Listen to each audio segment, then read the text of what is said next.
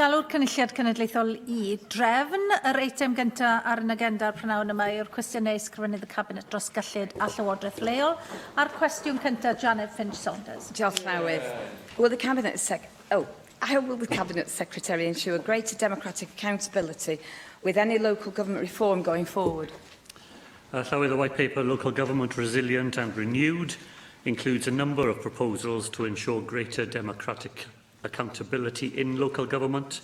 Consultation responses to this and other aspects of the White Paper are currently being analysed. Thank you. Cabinet Secretary, Conwy County Borough Council, as you know, are now planning to move into brand new state-of-the-art buildings. Original estimated costs of £35 million. But of course this was under the previous administration. However, FOI revelations now show that this cost has risen from £35 million now to £58 million and has the potential to rise further. And that is excluding all final accounts and associated maintenance fees. This agreement is essentially PFI by another name. Previously, under local government reform process, the Minister made it quite clear that capital expenditure of this nature should not be happening. Given that now, but going forward, how will you seek to address in your forthcoming proposed legislation for local government reform that local authorities are not entering into contracts of this kind of nature that will simply ultimately incur huge costs on our future generations and indeed our council taxpayers?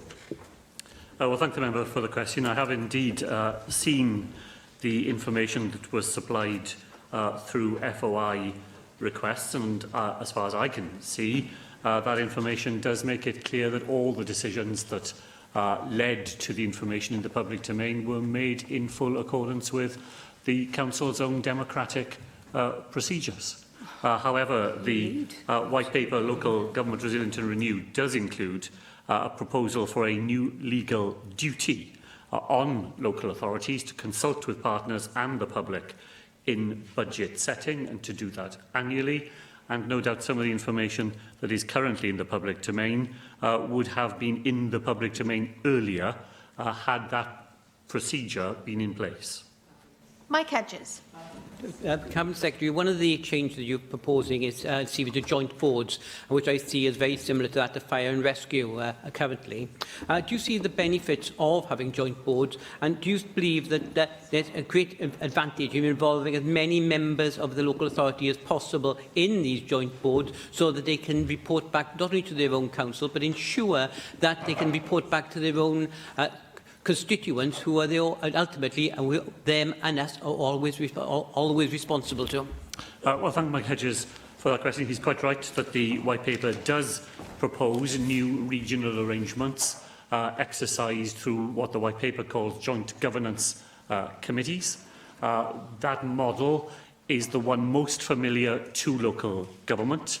It's the way that cross-border service arrangements are most often currently delivered in Wales. They do draw on other models such as police authorities in the past, where councillors from different component county councils, I was one, he may well have been one, were sent to represent our county councils on a joint board and then were held accountable to the local authorities from which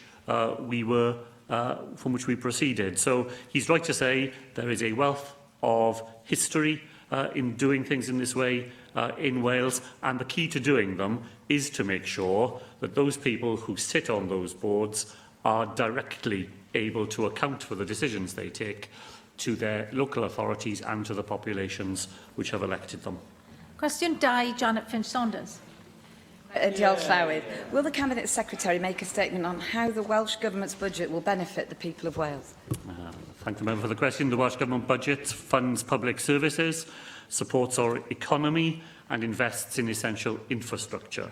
It has defended the people of Wales from the failed and foolish policies of austerity pursued by successive Conservative Chancellors at Westminster. Right. Well, thank you, Cabinet Secretary.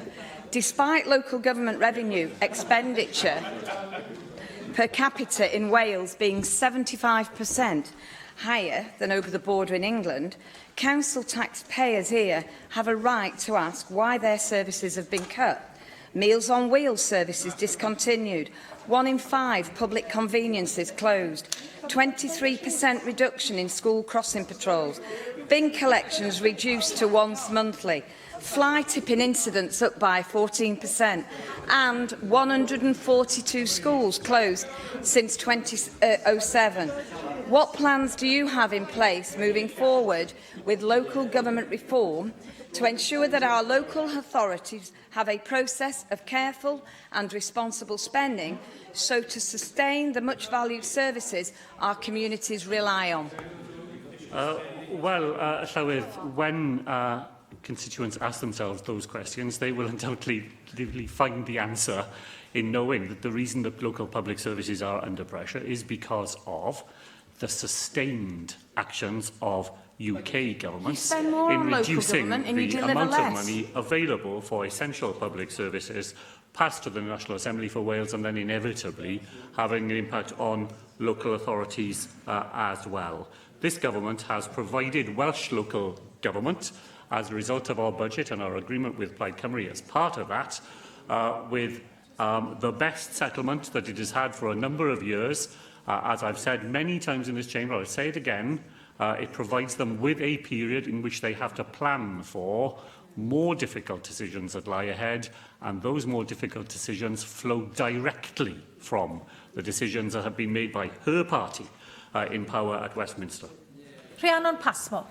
Clarence, will the Cabinet Secretary comment on recent forecasts by the construction industry? The Welsh Government's groundbreaking £1.4 billion 21st Century Schools programme will play a pivotal part in the positive area of growth, as evidenced in my constituency with the opening of the new Islwyn High School. So will the Cabinet Secretary join with me and welcome this positive news for Wales and positive news for the Welsh economy and positive news for Welsh jobs?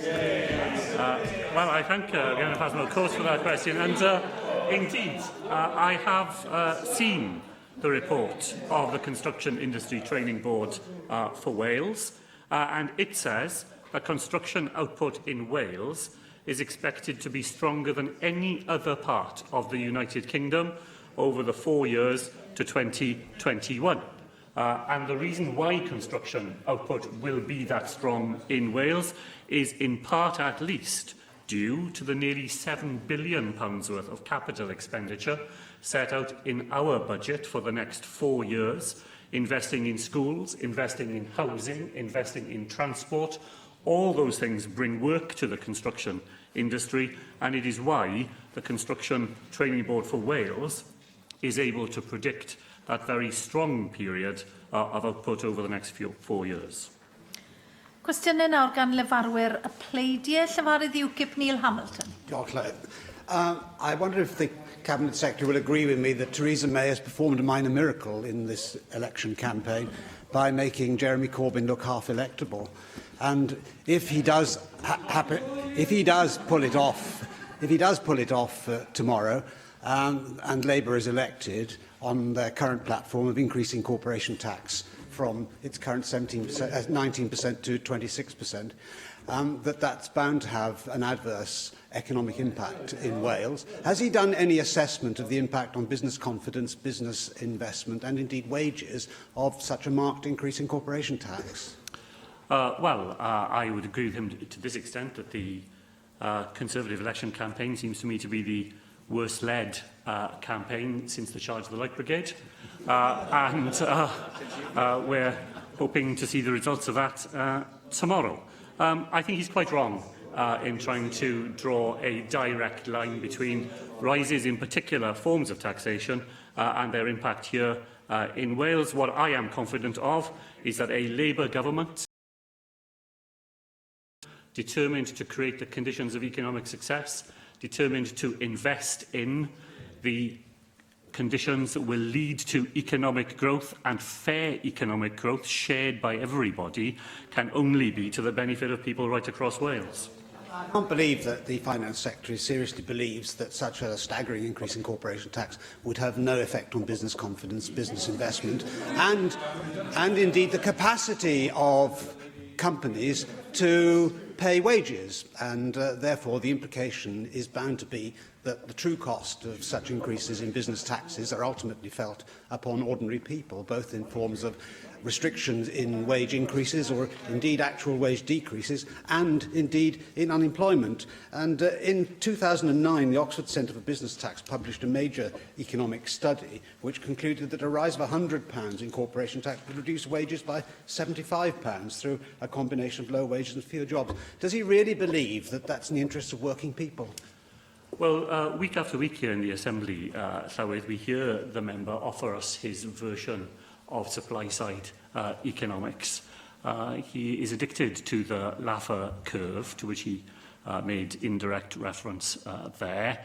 I can't remember which economist it was. It may have been J.K. Galbraith who said that the real explanatory power of the Laffer curve was that you could describe it to a congressman in 6 minutes, and he could go on repeating it for 6 months. And we've heard it repeated here for months on end, yes, coming up now for years. I simply reject the basic supply-side approach that the member takes. It is his belief that tax cuts lead to economic growth and tax rises lead to economic decline. I simply don't think that that is borne out by the empirical evidence when these things have been put into practice. Empirical evidence which proves the opposite of what the Finance Secretary is asserting. And it's not my study that I referred to a moment ago. That's an academic study performed by the wholly independent Oxford Centre for Business Tax. It must be obvious that if you put up taxes, therefore that has some economic impact, whether through reductions or increases. And given that business taxes reduce the amount of money that companies have available for investment and indeed for distribution to shareholders and to employees in the form of wages, there are bound to be very significant repercussions of such a dramatic increase in taxes as Labour is proposing. In those circumstances, it's bound to have an impact upon Wales in particular, and as we have only 75% of the average GVA in the United Kingdom in Wales, we're the poorest part of the United Kingdom. It's the poorest people in the poorest part of the United Kingdom going to suffer most from a Labour government. Well, Llywydd, Bill Clinton raised taxes, tax take went up and public debt went down. His successor, George W. Bush, cut taxes, tax take went down, and he left office with public debt at 101% of the level that Clinton had bequeathed to him in the final year of his presidency. It's simply untrue to assert, as the member does time after time, that there is only one direction in which economies can move, and his prescription, which is to cut taxes, give money to wealthy people, take it away from people who otherwise will be spending it and creating economic activity, simply would be very damaging to the way we do business in Wales. Llywydd Blaid Cymru, Adam Price. I was wondering if we could return to the demise of the Barnett formula, rumours of which may have been exaggerated. We heard earlier in the week from the First Minister for Wales that it was going to be scrapped. Kezia Dugdale, the leader of the Scottish Labour Party, as we know, is on the record as saying, I'll keep the Barnett formula today, tomorrow, and forever, which sounds pretty definitive to me. Now, the First Minister said he's spoken to Kezia Dugdale. Well, on rare occasions, he even speaks to me, but that doesn't mean that we necessarily agree. So I was wondering if the Cabinet Secretary could bring his usual calm rigour to this question and tell us what is meant by the long-term reform of how the UK allocates public expenditure that is set out in the Labour manifesto. Does it necessarily mean removing and replacing the Barnett formula? What's the timescale of that reform, and when would its effects begin to be felt here in Wales if there is a change of government at Westminster? Well, I listened carefully to what the First Minister said yesterday. I thought he was very clear in the position. The Barnett formula will remain in the short and probably into the medium term while its replacement is sought. That replacement will be a fair funding formula for the whole of the United Kingdom and it will have relative need at its heart. Well, let's look at the short to medium term then. The Welsh Government has signed, obviously recently in January of this year, a fiscal framework with the Westminster Government. Would it be the intention of the Welsh Government to, if there is a change of government at Westminster, to revisit that agreement and to renegotiate some aspects of it? For example, the population-related revenue risk that is an element within that, the limit on current borrowing, and the fact, of course, that the needs assessment with that fiscal framework is already out of date. So could we have a commitment from the Welsh Government that there would be an immediate renegotiation of that fiscal framework if the political weather at Westminster changes? Well, the fiscal framework already allows for it to be revisited. There is a mechanism within it that allows both the Welsh Government and the UK Government to require a re-look at its terms. A new government at Westminster will change many things in the relationship between ourselves and the government that will be formed there. And if a Labour government is formed tomorrow, as we hope it will, then that fiscal framework will be part of that new relationship. On the question, the wider question, the Barnett formula, could I ask the Cabinet Secretary something which I find very curious in the Labour manifesto? It sets out the creation of a national investment bank. Absolutely support that principle. A national investment bank with £250 billion of investment, of which £10 billion is to be apportioned to Wales and the development bank that's been created here. Now, by my calculation, that's around about 4% of the total for the National Investment Bank. I.e., Wales is not even getting its population share, let alone a Barnett consequential, effectively, from that investment. And yet we're told that this is the tool which is going to reduce the disparity in prosperity across the UK. And finally, as well, the commitment on structural funds only runs to 2019-2020. There is no commitment, actually, beyond that, to creating a long-term cohesion fund as part of a wider regional economic policy. On these 2 points, why actually is the Labour manifesto so incredibly weak in setting out real levers which can actually begin the work of lowering the disparity in wealth that we see across the UK? Well, I was glad to hear the member welcome the action that the Labour manifesto sets out to make sure that there will be a major investment in the sort of infrastructure that will be so important to the UK economy and to the Welsh economy.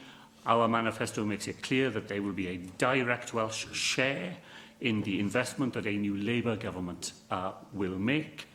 And I can say to him that as far as the continuation of cohesion funds are concerned, my party is committed to the principle that the investment that Wales has been able to draw down from the European Union, based on our relative needs, will continue to be available to Wales post our membership of the European Union. Llyfarydd y Ceidwadwyr Nick Ramsey.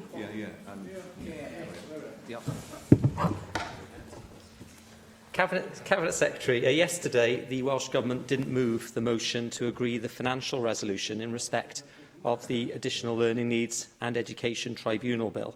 The first time, I believe, this has happened, although there have been issues with previous costings for legislation.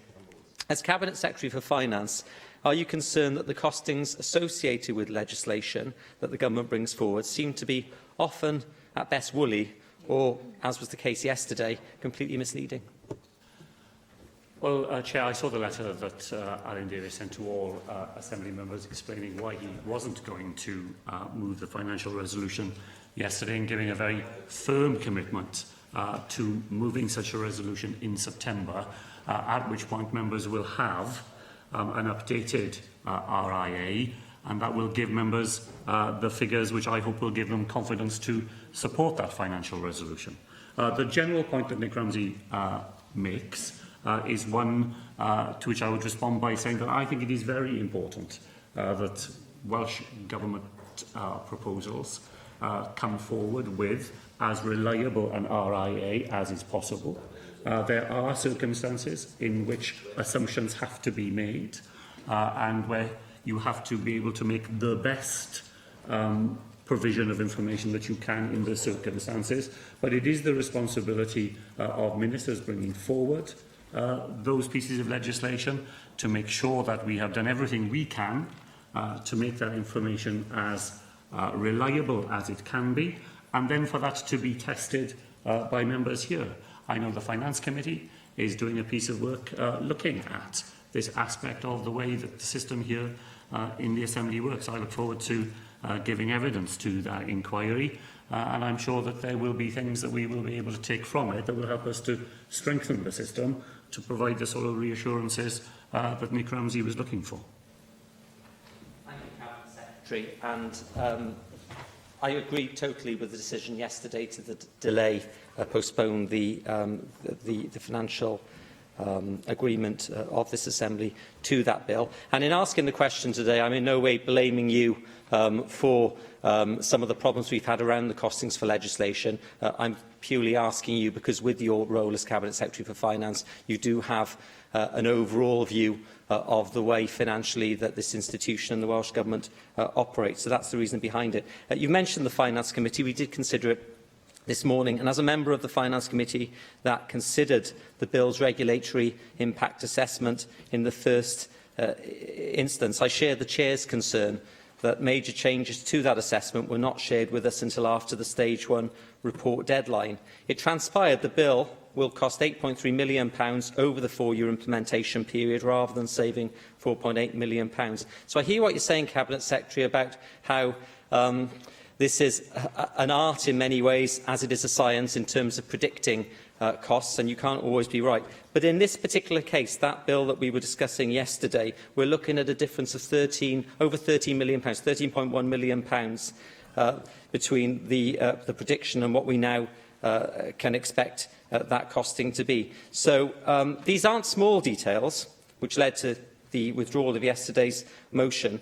Can I ask you, what input are you having into the timely provision of accurate financial data for new legislation so that these kind of inaccuracies don't happen in future? Well, Chair, the way that the system works in the National Assembly is that each minister is directly responsible for the production of the explanatory memoranda and the RIAs that go along with them. There is a piece of work that is done from the Centre through the Office of the Chief Economist to make sure that the methodology deployed in the RIA is one that would stand up to examination. The particular figures that are then used in that method are the responsibility of the individual Cabinet Secretary. The letter that members received yesterday from the member in charge of that bill explained why the figures as originally anticipated have had to be revisited. I think, as Nick Ramsey said, it is the first time that a financial resolution has been postponed in this way. And I think, while I'm certain that the member in charge would have preferred to have been able to move the financial resolution yesterday, the fact that he has a plan to bring it forward in September shows that the checks and balances in our system have successfully identified the need for further work to be done there.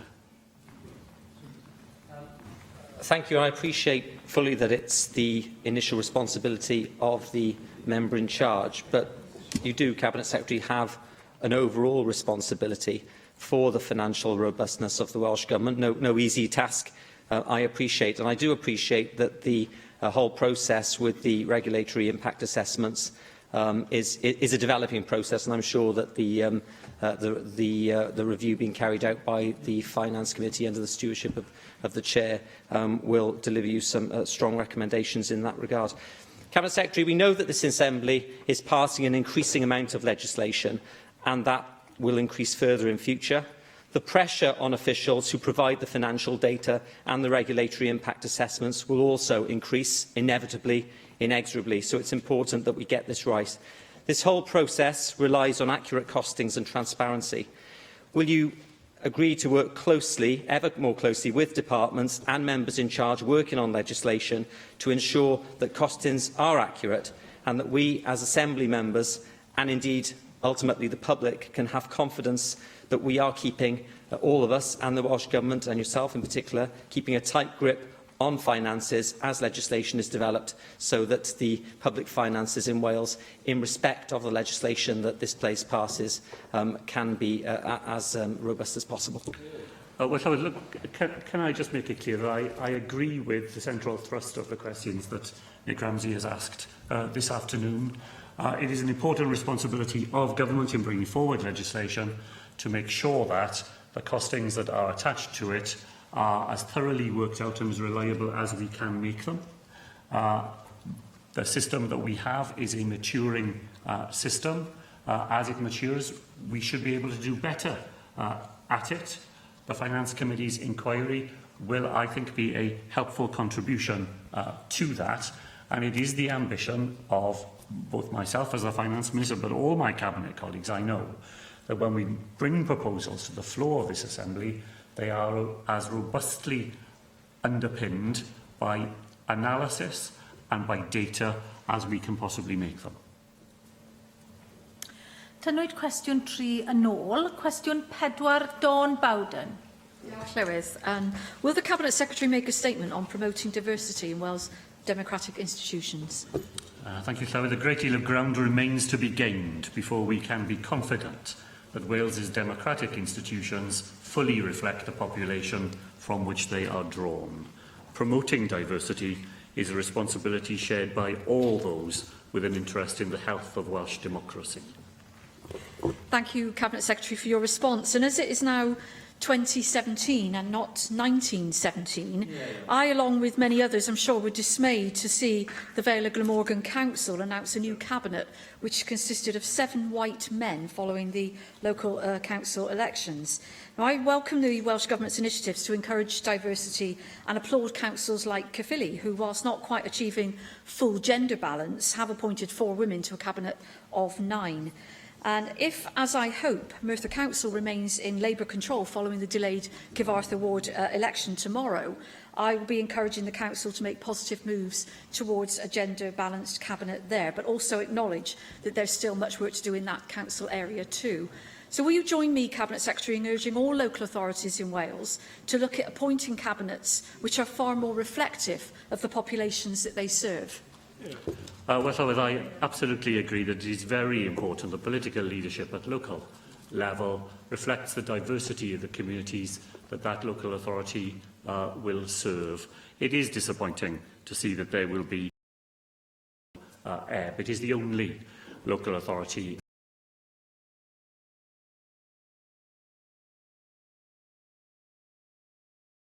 Wales, and there are some interesting new initiatives being tried in parts of Wales. There is a job share post in the Cabinet in Swansea, for example, which is contributing to gender diversity in the Cabinet there. So we see things moving ahead in many parts of Wales. We have 4 women leaders of councils now confirmed, which is nowhere near enough, but it is twice as many as we had in the last round. And I would urge all local authorities and local authority leaders in forming cabinets to think about the way in which their local populations will want to see themselves reflected in the leadership that those council cabinets are there to provide. Darren Miller. Diolch, Llywydd. I'm sure the Cabinet Secretary will want to join me in congratulating Councillor James Lusted in Rhos-on-Sea of his election to Conway County Borough Council. Councillor Jay is the first dwarf councillor elected here in the UK. He's got a very proud record on disability rights and activism.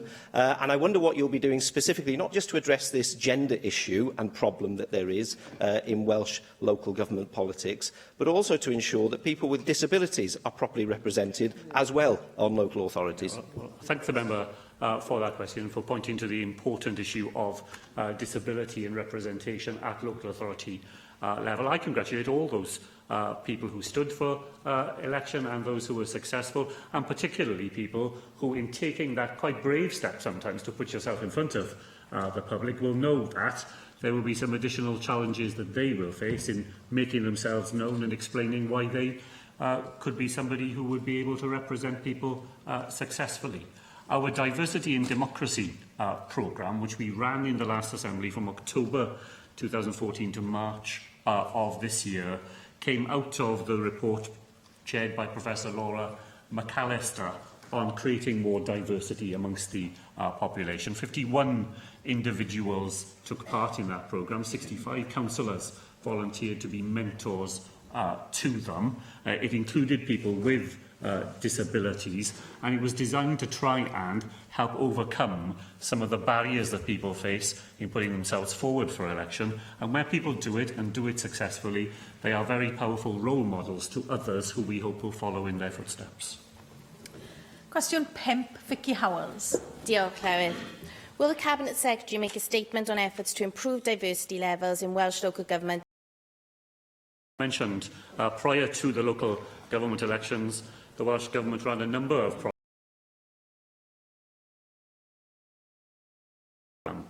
We now intend to undertake a full evaluation of the programme, looking at the people who participated in it and their success in elections, with a view to learning from it and taking the diversity agenda further forward. Thank you, Cabinet Secretary. I know we've already discussed this issue here today. I just want to highlight the achievements of RCT Council, where 43% of councillors are women, as are 4 out of 9 Cabinet members, and in fact in my own constituency, where more female councillors were elected than male. Clearly, however, from the comments that we've heard here today, there is need for progress to be made elsewhere. Is there anything else you can add to the answer that you've already given to my colleague Dawn Bowden about how we can take more practical steps, as well as urging local councils to follow best practice? Well, thank the member for that question, and I share her congratulations to RCT and to the women who stood successfully there. And as I said in my original answer to Dawn Bowden, we are still some way from where we would wish to be in terms of diversity of representation across Wales. But there is some good news in that the number of women elected for the first time to local authorities in Wales in May of this year rose right across Wales, and there are some very talented and often young new people coming into local authorities in Wales, and I think we are fortunate to see that new generation of politicians willing to come forward to do those important jobs. We will work through the local government data unit to analyse the patterns of people who are willing to stand and how people were elected in the elections that took place last month. We will look to build on our Diversity in Democracy programme, working directly with individuals, taking messages into schools, providing information on social media to try to reach further into communities, to attract a wider range of individuals willing to put themselves forward for these very important responsibilities. Mark Isherwood. Yeah. Well, my wife's 13-year career as a Flintshire councillor was too often characterised by misogynistic bullying. In her first week there, she had a private meeting with the monitoring officer because asking him to ask officers to stop referring to women councillors as Mrs. when they referred to all male councillors as councillor. The next day she was on the front page of the local paper, "Don't call me Mrs." More recently, the deputy leader of the council resorted to social media to make misogynist bullying comments against her. and then reneged on the remedies agreed under the Ombudsman's local resolution procedure. In the recent local government election, the supposedly independent chief executive and returning officer emailed her with a threatening email stating if she didn't remove evidence-based party political content from her leaflet, he, quote, would not want to be in the position of having to place a corrective piece in the press and on social media. This and much more made her ill, subject to anxiety attacks and no longer able to fight back. Will you agree that this sort of political culture must end if we're going to bring more women forward into local government? And if you do agree that, what party-blind action are you going to take? Well, Llywydd, let me put it positively, that I think that there is an obligation on all local authorities, political leadership and professional leadership, to make sure that a context is created in which people from all sorts of backgrounds feel comfortable in taking on the responsibilities of elected office, and that the contributions that they make are properly recognised and respected. In the white paper that I have published on the reform of local government, we propose new obligations to be placed on leaders of political groups within local authorities to uphold the standards of conduct that we would expect to see, and to make sure that respectful relationships between elected members that recognise diversity and celebrate it rather than attempt to eliminate it are put at the heart of the way that we conduct local government here in Wales. Cwestiwn 6, Russell George. Will the Cabinet Secretary make a statement about assets owned by local authorities? Thank Russell George for that question. Local authorities own substantial assets in all parts of Wales. Those assets must be effectively managed and deployed to create wider efficiencies within local government and in collaboration with other public service partners. Thank you, Cabinet Secretary, for your answer, which I very much welcome. The Newtown bypass is a huge opportunity for Newtown in Mid-Wales. I'm keen that the Newtown town centre is supported when the bypass is completed. Now, there is an area of land owned by Powys County Council and used as car parking in the town centre, but due to an historical clawback provision, the area has not been able to be developed or refurnished by the local authority. Now, there have been discussions between the Welsh Government, who seem to be enacting a clawback agreement, and the Council, but little progress has been made. So, in light of your answer to me, which I'm grateful for, that this land should be used for the best advantage, I would be grateful if you'd be willing to meet with me to discuss with your relevant officials to discuss this in more detail to try and bring a resolution to this particular issue. Thank the member for the question. It's not an issue with which I'm immediately familiar, so I'm perfectly happy to investigate it and to speak with him further about it. Cwestiwn 7, Dai Lloyd. Diolch yn fawr, Llywydd. Am wnaeth ysgrifennydd y Cabinet ddatganiad am fargen Dinas Ranbarth Bai Abertawe? Wel, diolch yn fawr. Wrth gwrs am y cwestiwn. Nod bargen Dinas o Ranbarth Abertawe a Bei Abertawe yw roi hwb o 1.8 biliwn i'r economi lleol, i creu bron i 10,000 o swyddi newydd ac adeiladu ar y llu o gryfderau sydd gan yr holl ranbarth yn barod.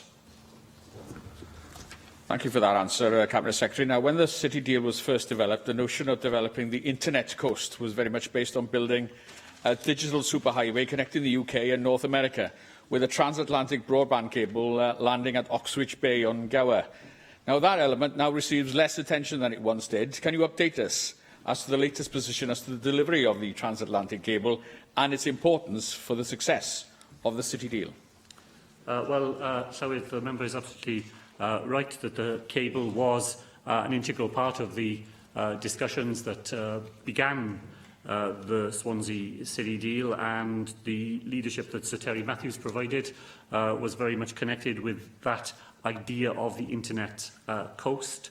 As the member will know, the City deal, as finally agreed, has 11 specific projects at its heart.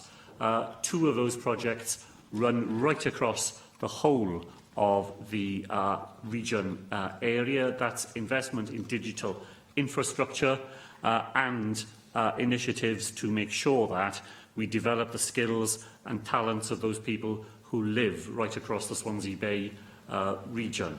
The connector and the way in which it will influence the deal as a whole will now form part of the development of those project plans, because the final versions of them have to be approved by both the UK and the Welsh Government, as well as the regional cabinet that will form part of the governance of the deal. Susie Davis. Diolch, Llywydd.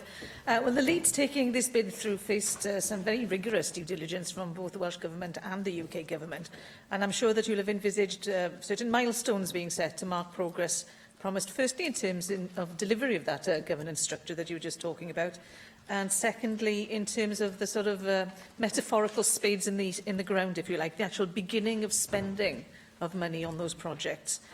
When is the first of those milestones in each of those two areas due to be reached, and what mechanism is Welsh Government using to monitor progress against its own expectations for the outcomes of the deal? Well, thank Susie Davis for that. She's quite right to say that the investigation of the deal was a rigorous process involving both Welsh Government and the UK Government. As a result, there are a series of mechanisms either already in place or now to be confirmed to make sure that that sense of rigour continues in the development of the deal in the future. So the City Deal Delivery Team, which is the on-the-ground team, have to provide quarterly reports of their activity to the UK Government and to the Welsh Government, and we keep on track with it in that quarterly way. As I said to Di Lloyd, the 11 projects will not be finally signed off until the submission of full business cases to all partners. And we have an agreed implementation, monitoring and evaluation plan, which will be put into practice now as post the local government elections and the coming together of the partners again, so we can be sure that in advance of implementation we can all be confident that the deal will deliver in practice the very real promise that it holds out for people right across the City region. Cwestiwn 8, Gareth Bennett. Diolch, Llywydd. Will the Cabinet Secretary make a statement on the budget allocated to the economy and infrastructure portfolio in relation to road safety? Diolch yn fawr. Llywydd, the economy and infrastructure portfolio will invest more than £700 million over 4 years in new transport infrastructure, and those plans will take account of road safety considerations. In this financial year, we are investing £11.6 million specifically for road safety initiatives across Wales. Thanks for that. There seems to be a problem developing with school lollipop staff, or road crossing assistants, as they're sometimes known, because the number has decreased by 23% over the past 3 years.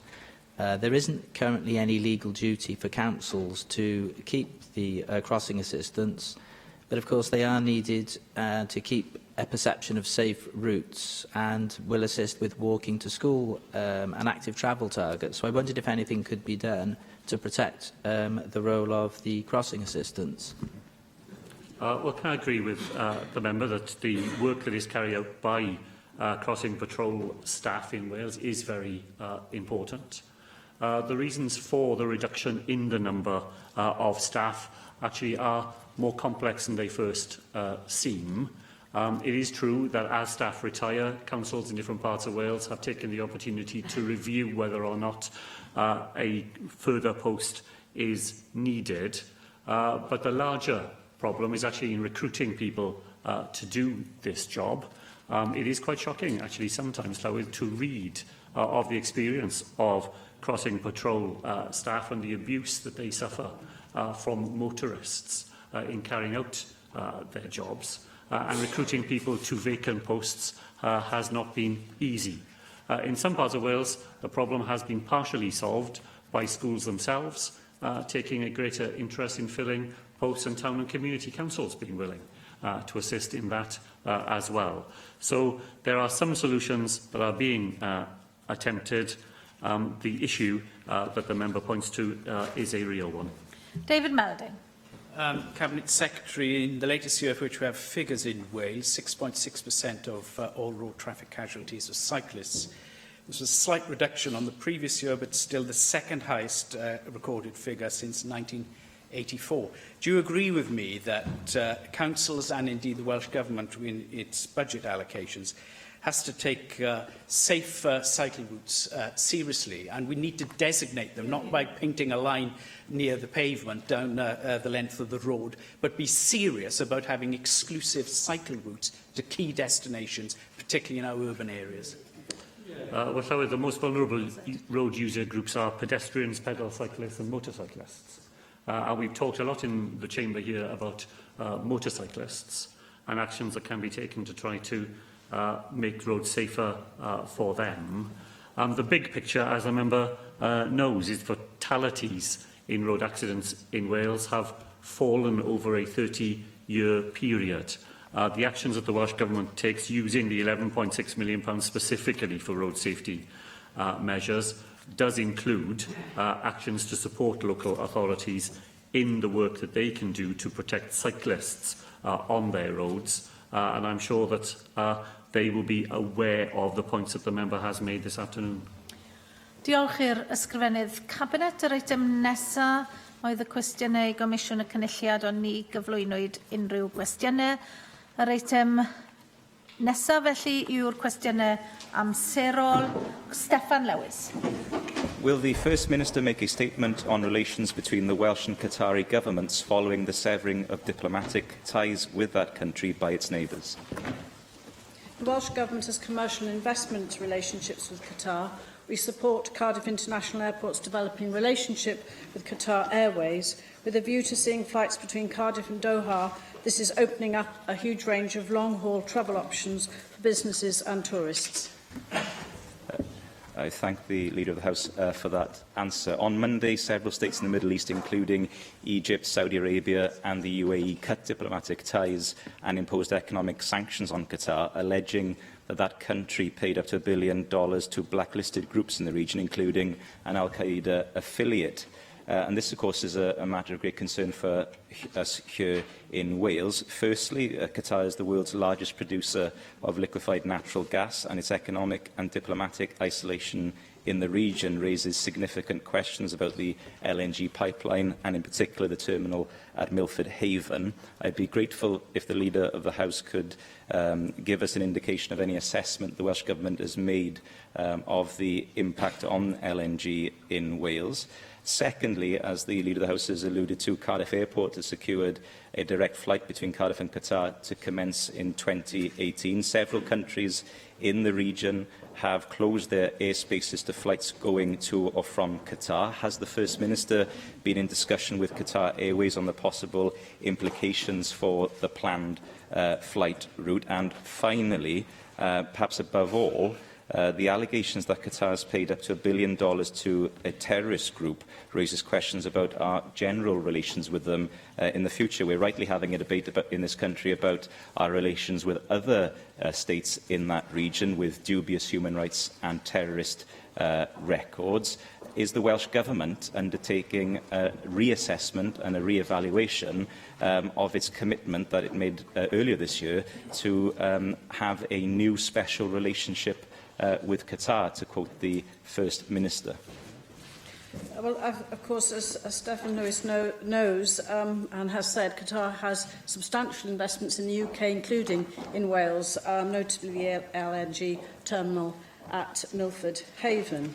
I think in terms of your second point, the development of the service, the direct link between the airports and airlines, it's a huge boost for Wales. It does provide that direct route into one of the world's fastest growing hub airports and opens up Wales' links with the rest of the world, as you say. In fact, in April, Cardiff Airport secured a commercial deal with Qatar Airways to launch this new direct route to Doha, and flights are expected to begin operating in spring 2018.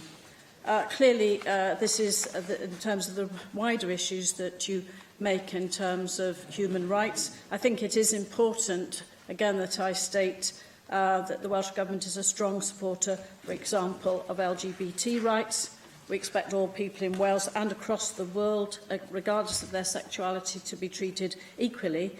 And of course, our strong support for Stonewall Cymru to help build a Wales where people are free to be themselves, prejudice is challenged and our laws protect LGBT people is widely known and respected across the world. Jenny Rathbone. I thank Stefan Lewis for raising this question. I think that the blockade of Qatar also enables us to look at the way in which the Saudis in particular are using the blockade of Yemen to try and achieve political ends, and the implications for the whole population of the Yemen, including 17 million people needing humanitarian aid, 10 million people in desperate need of food aid immediately, according to the International Red Cross. And I wondered what Wales can do to try and get this raised through the UK government, through the United Nations, to put a stop to this wholesale elimination of this population if we don't do nothing about it, because the blockade is preventing all the health supplies getting through, which have been destroyed by the Saudi government. Well, foreign affairs, of course, as Jenny Rathbone is well aware, isn't devolved. But we clearly have an interest in what's happening in the region. We're in touch with the Foreign and Commonwealth Office to monitor developments.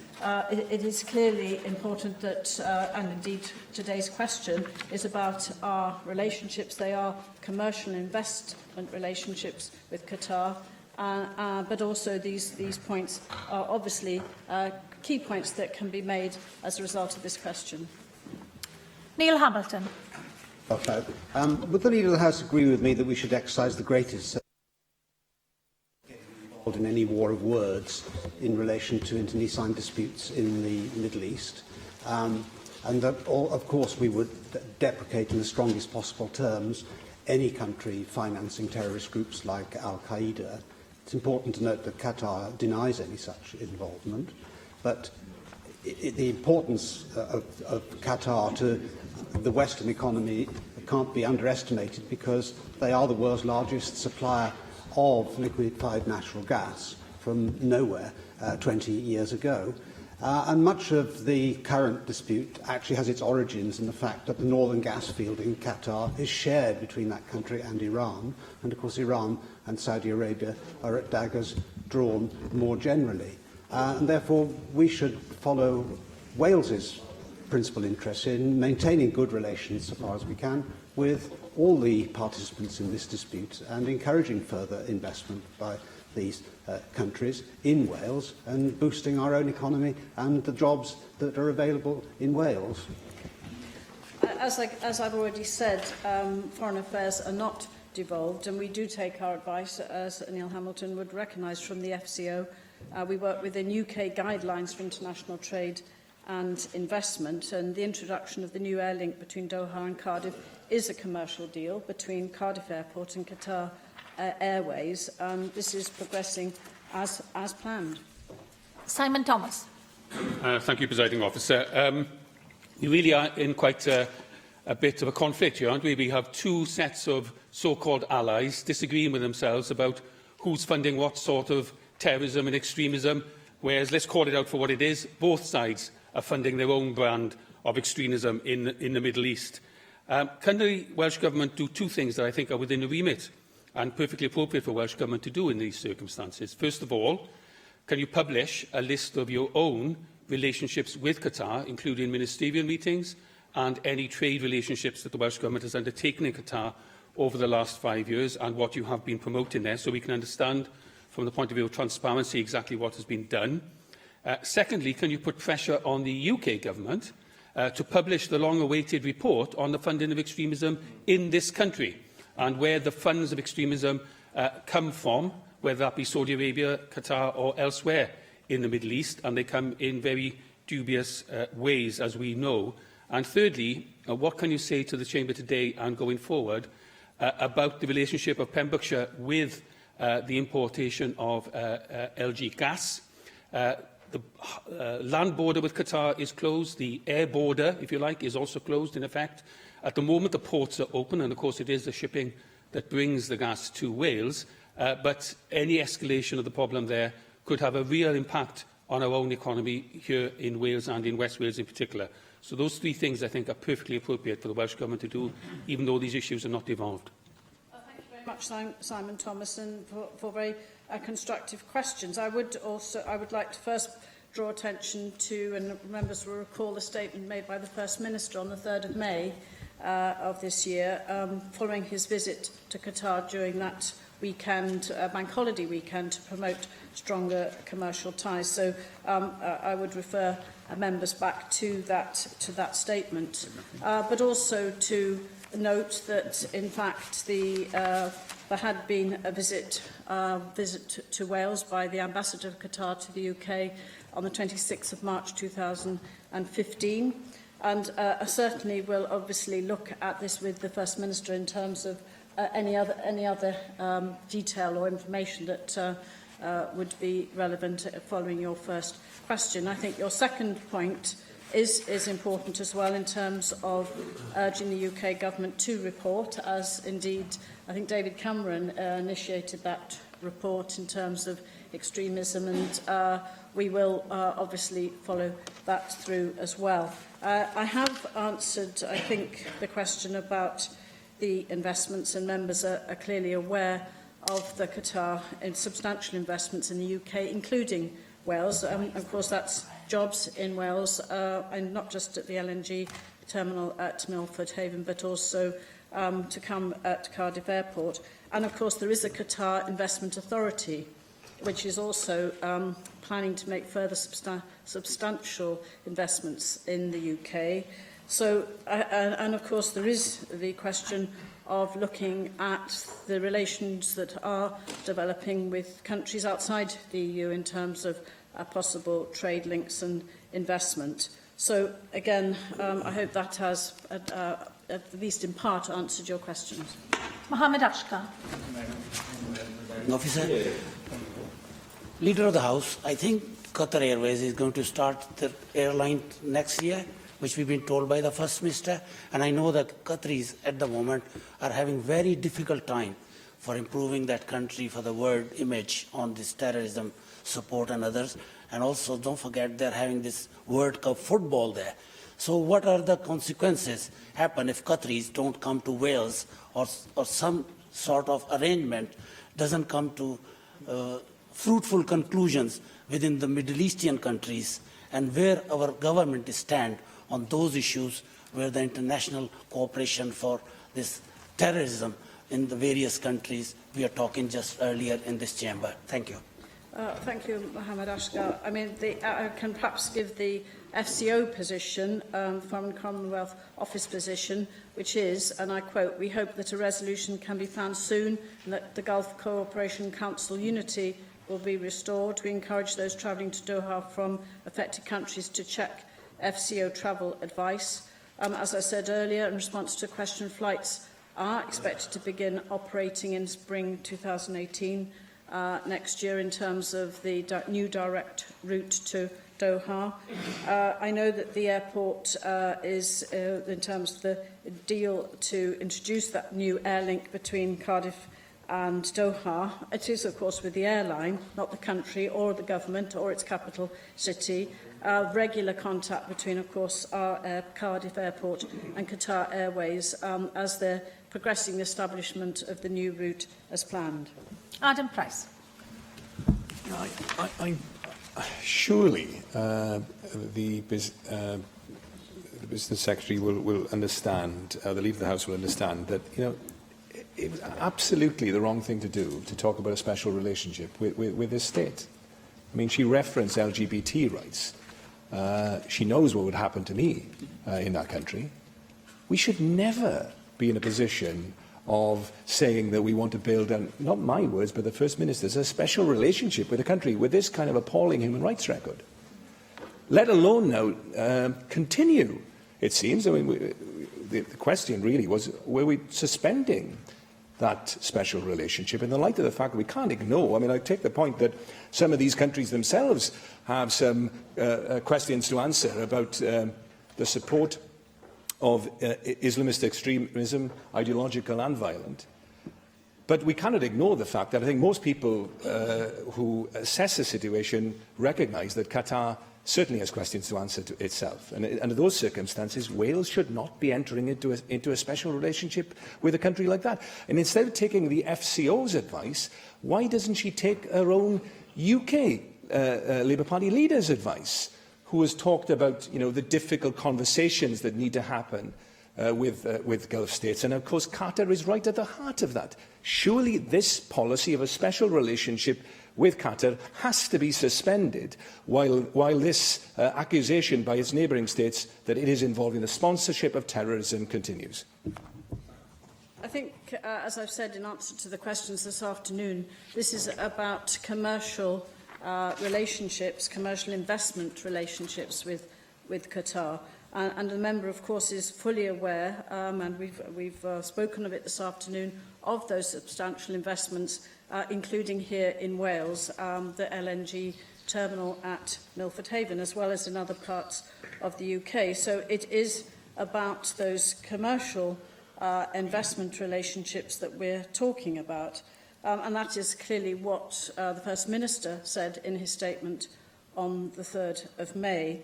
He very clearly said this is about commercial ties, and it is about opportunities which were actually, at the time when it was announced, warmly welcomed in terms of that opportunity with Cardiff Airport and, of course, with Qatar Airlines. We've said already, and we said at the time, and indeed it was said certainly in this chamber, that this was a huge boost for Wales, providing that direct route into the world's fastest growing hub airport and opening up Wales's links with the rest of the world. It is a commercial relationship, and of course, as I said, we now need to take stock and be very clearly aware of the developments. But I think my answer to Mohammed Asghar also said that we need to look very carefully now at what can be achieved in terms of restoring that unity, particularly in terms of Gulf cooperation, and be very clear about our human rights message here in Wales, which I've already stated. Diolch i ysgrifennydd y T. Yr eitem nesaf yw'r datganiadau 90. Eiliad Mike Hedges. Tabernacl Treforys. Mae adeilad capel Treforys yn adeilad arbennig iawn. Disgrifiodd George Thomas y Tabernacl fel eglwys gadeirio'r cyd am ffyr fwy. Heb law am fod am capel a hardd mae Tabernacl yn ganolfan. Griffydd fyddol a diwylliannol yn Cymtawe Isaf. Ond yn anffodus, mae llai o bobl yn mynd i'r capel y dyddiau yma. Mae hi'n yn codi cwestiynau difrifol am dyfodol y Tabernacl. Rhaid cael digon o bobl i codi arian mwyn derbyn grant o ddioes cadw. Y capel mwyaf crand a dritafft yng Cymru.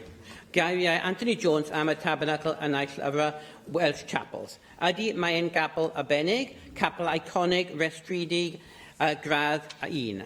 Aeth y gweinidog Emlyn Jones, y pensaer John Humphrey a adeiladwr William Edward o gwmpas Prydain i weld y capelau gorau. Mae blaen y Tabernacl gyda oes o colofyn anfers.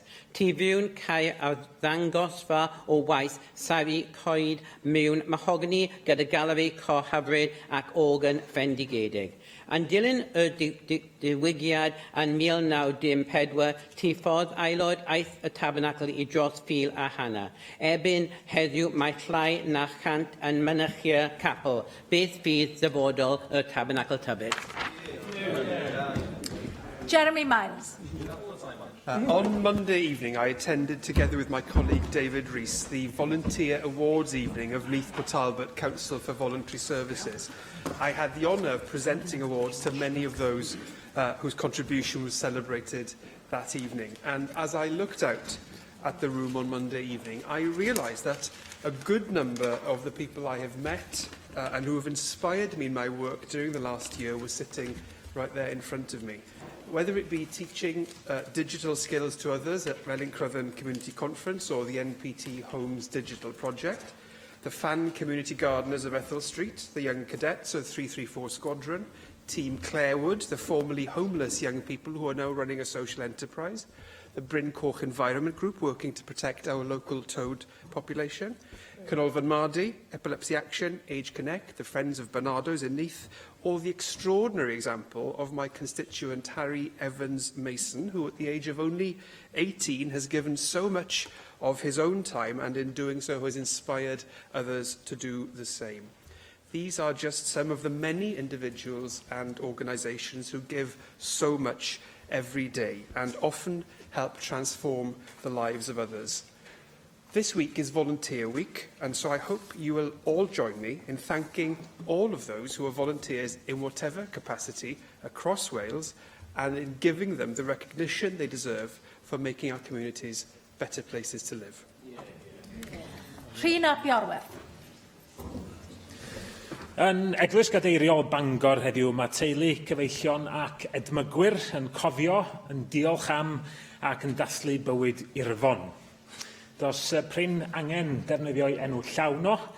Mi ddath Irfon Williams i'n sylw ni i gyd drwy frwydr yn erbyn canser. Mi oedd hi'n frwydr bersonol iddo fo, brwydr am ei iechyd a'i fywyd ei hun. Mi oedd angen dewrder a phenderfynoldeb ar gyfer y frwydr honno ac mi ddangosodd Irfon hynny 1000 gwaith drosodd. Ond mi drodd frwydr Irfon yn un dros bawb, oedd yn neu oedd wedi wynebu'r un argyfwng mewn bywyd. A phob un allai wynebu hynny rhywbryd, ac mae hynny yn cynnwys pob un ohono ni. Yn helpu'r tenor Rhys Meirion i safio gwallt Irfon. Yn Eisteddfod yr Urdd yn y Bala, ces i gwarfod o gyntaf ar ôl i diagnosis. Codi arian oedd y nod bryd hynny ac mi oedd codi ymwybyddiaeth yr un mor bwysig i Irfon. A chodi ymwybyddiaeth yn ei eiriau o hawl i fyw, yr hawl i driniaeth, yr hawl i bawb gael pob cyfle posib i oroesi yn erbyn creulondeb canser. Mi oedd yn briodol iawn bod Irfon wedi dod yn aelod allweddol o'r panel ar adolygu ceisiadau cyllido cleifion yng Nghymru, a bod hynny wedi arwain at system fydd, da ni gyd yn gobeithio'n arwain at ragor o degwch i gleifion lle bynnag y maen nhw. Ond heddiw, wrth i ni anfon ein cydymdeimlad dwysaf at ei wraig Becky a'r plant, da ni yn cofio Irfon, y gŵr bonheddig oedd, ac a fydd yn parhau yn ysbrydoliaeth i gymaint. Diolch. Yr eitem nesaf yw dadl y ceidwadwyr Cymreig, a dwi'n galw ar David Melding i wneud y cynnig. Diolch yn fawr, Llywydd. I'm very pleased to move this motion in the name of Paul Davies and look at the housing crisis that currently exists in Wales. Successive Welsh governments have failed to tackle the housing needs that have been quite apparent now for a generation or more. An increasing requirement for social housing, underinvestment since devolution and the post-2008 economic shock, and just a sheer lack of ambition amongst the Welsh Government have all led to an overall reduction in house building compared to what we need to do.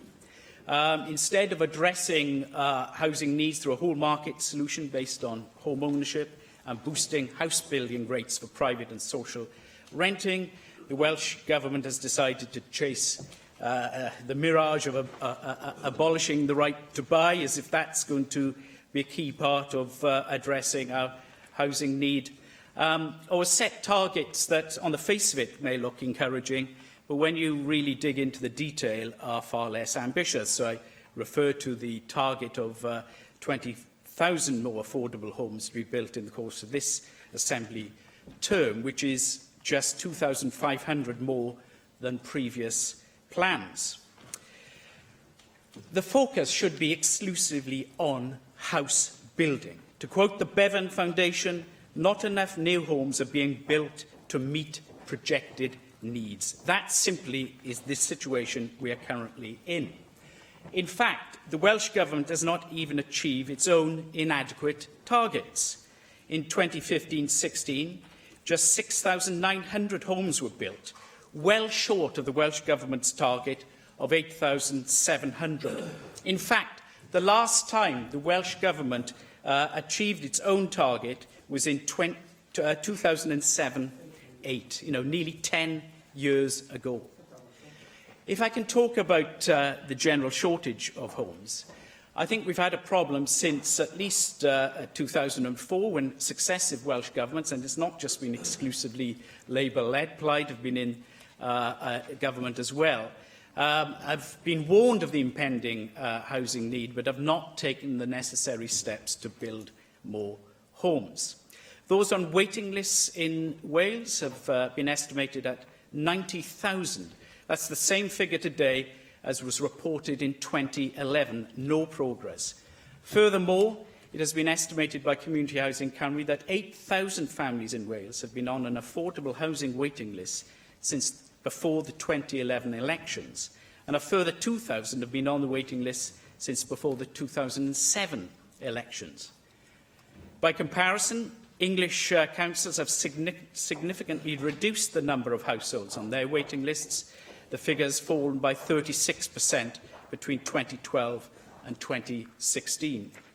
And in the private sector, home ownership is effectively beyond many couples, even on reasonably good incomes, unless they have access to other resources. The average house price in Wales is now 5.8 times the average Welsh salary because, in part at least, we simply do not build enough homes and prices rise exorbitantly. I want to talk about a more rational estimate of housing need. And here I do at least commend the Welsh Government for commissioning an effective report that really looked at this, and I refer to the Future Need and Demand for Housing in Wales, which was authored by the late Professor Holmans. And that report estimated that Wales needs up to 240,000 new housing units between 2011 and 2031, or 12,000 new units annually. That 12,000 figure is nearly double the number we delivered in 2015-16. So we are barely constructing 50% of the new homes that we really need to see if we are going to improve our housing position. But this, what is known as the alternative projection, has been rejected by the Welsh Government. So they commissioned an alternative projection and they have rejected it. And I do think we need to know why that is the case. And so we're in a situation that by 2031, even if the Welsh Government succeeds in meeting its own targets, and I've indicated that it's 10 years ago since it met one of its own, or nearly 10 years ago since it met its own target, there will be a shortfall of some 66,000 homes in Wales. And I do think this is shocking. Previous generations would be absolutely amazed by this complacency and failure. After the First World War, after the Second World War, in the great reforming Labour government, health and housing was seen as the central social objectives. And I think it's time for us now to state the alternative projection has to be our basis for calculating housing need. Of course, more houses needs more land, and it is important, I think, that we identify and make available land for development. The UK Government has pledged to introduce brownfield registers as part of their own housing strategy. Local authorities in England will have to produce and maintain publicly available registers of brownfield sites, and these will be made available to house builders who are seeking to identify suitable sites for new homes. And the UK Government has backed this policy up by promising significant funding for brownfield development, because obviously the sites very often have to be thoroughly cleaned. By comparison, the Welsh Government has taken a very weak stance on this aspect of housing policy, and its guidance merely says that brownfield sites should, wherever possible, be used in preference. Well, I agree with that, but it's giving no encouragement for the identification of suitable sites or providing the resources to clean the land. As Edwina Hart confirmed, in the Fourth Assembly, no money was made available to councils for this purpose by the Welsh Government. It's just astonishing. As the Residential Landlords Association has stated, the selling of derelict land has multiple positive effects in increasing the potential for home ownership, both social and private, increasing revenue for local authorities through council tax, and leading to many more opportunities for supporting small-scale local businesses. On that point, I do want to remind people of how economically vital house building is. We've seen the decline of the SME sector in this area, and that's been a real problem. If you look at the previous decades when there was a lot of house building, 1930s and 1950s in particular, and 1970s as well, the SME sector was really, really key to that success. We've pretty much lost that in Wales, and it has to be said that's happened in other parts of the UK. It's not exclusively a Welsh problem. But that part of the sector needs to be brought back in. It's an excellent multiplier and would increase enterprise generated within Wales. For that, we need to increase the number of potential employees trained with the appropriate vocational skills in construction. And again, this needs key partnership with further education and a better vocational offer in general to those 14 or 18-year-olds in particular that are perhaps looking in this area for future employment. Very, very important that we do that as quickly as possible. Can I just say about one of the additional things I want to bring to this debate is that we need to think more creatively as well.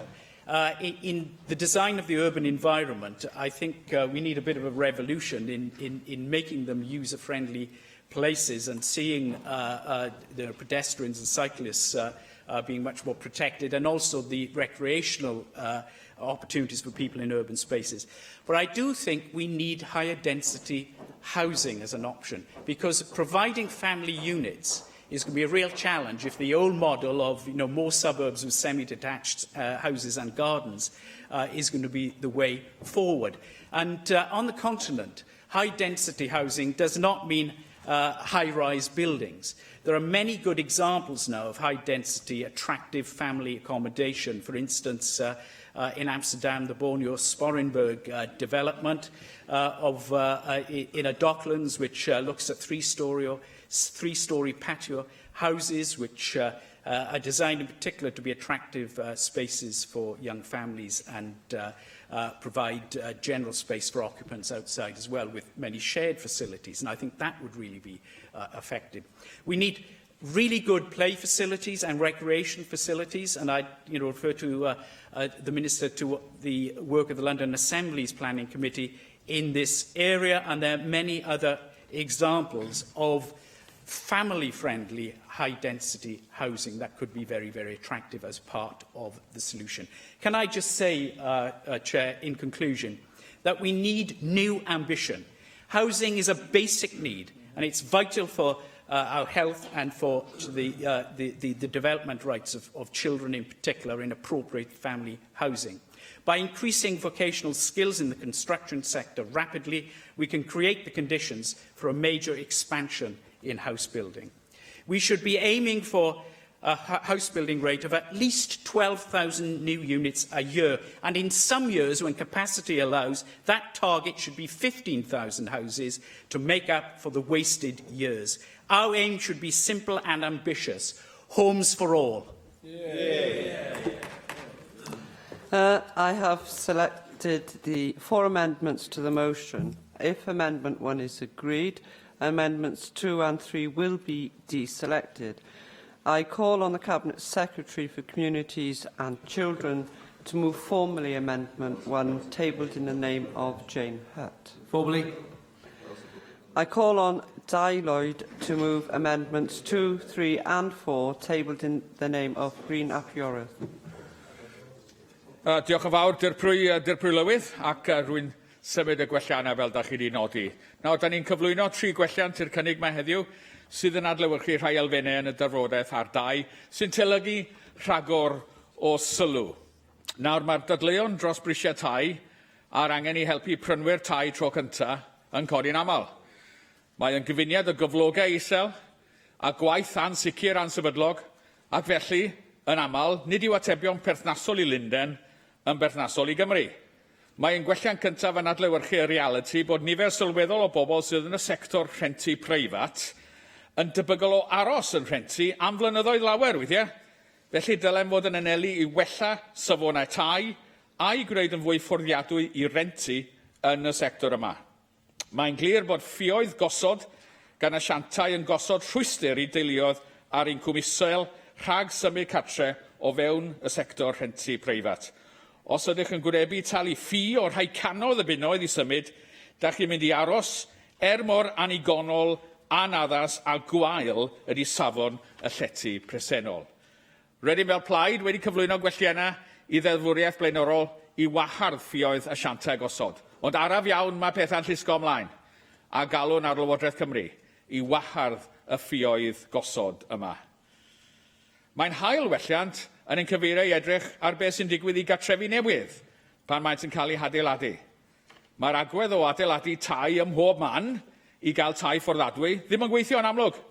Beth yw'r pwynt o adeiladu 20,000 o dai newydd os yw'r mwyafrif hethol yn cael ei prynu gan fuddsodwyr prynu i osod?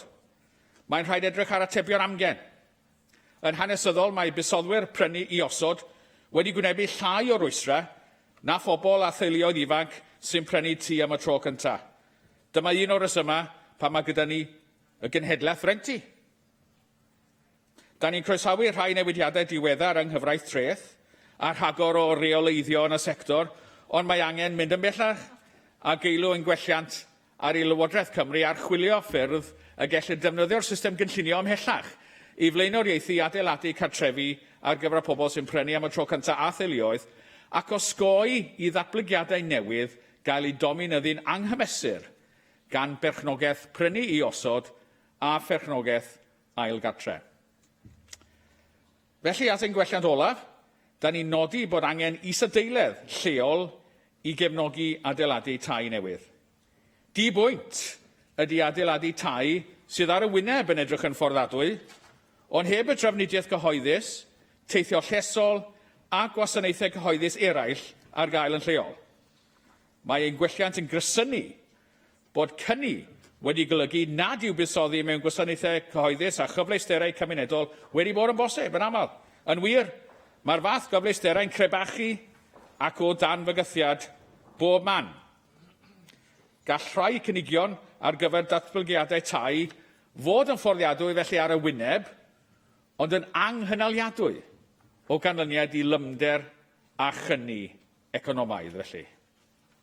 Mae yna hefyd farc cwestiwn diweddar dros ansawdd y cartrefi newydd sy'n cael ei hadeiladu hefyd, gyda adroddiad yn San Steffan flwyddyn diwethaf yn olrhain llu o broblemau, hyd yn oed efo ansawdd tai newydd, sydd newydd gael ei adeiladu. Ac felly i gloi, ni allwn ddatrys ein problemau tai drwy adeiladu ym mhob man, mewn hinsawdd o lymder a thoriadau, tra erys yr heriau sylfaenol, o gyflogau isel, ansicrwydd gwaith ac anghyfiawnderau cymdeithasol. Diolch yn fawr. And I'll call Hefin David. Diolch, Chair. I fought an election last year in which my plaid opponent campaigned on one simple message, which was Labour wants to build houses on your green fields. And that I won this election demonstrates that people saw through this rather dishonest dishonest strategy. I'd say to Nick Ramsey, I'm told the Conservatives locally also given to such tactics on occasion as well, in spite of their motion today. There is, however, a clear set of problems. There is, however, a clear set of problems with planning policy in the Caerphilly Borough area. As a councillor, I voted against the proposed Caerphilly Local Development Plan, which was designed to offer a specific area of land for housing on limited greenfield sites in the south of my constituency in order to meet housing demand and protect other green areas. The compromise approach to local development planning is an approach in which not everyone agrees and in which no one believes, and it demonstrates the flaws of the LDP system and why it will not ultimately deliver the houses we need in the areas we need them. In my view, local development plans should act as a market intervention tool. The current emphasis in development plans of only allocating land in areas that are viable, in other words profitable, does not allow LDPs to act as that policy intervention tool and will not stimulate the economy in weaker market areas. Indeed, it could be argued that the current market-led strategy effectively speeds up the decline of more deprived areas in the northern valleys by actively diverting any growth to stronger market areas such as the Caerphilly Basin, which is gridlocked due to transport issues of people trying to get into Cardiff. Further, it undermines the local development plan system, as plans can only allocate land in viable market areas and thus cannot act as a clear policy intervention in those areas where the market is failing.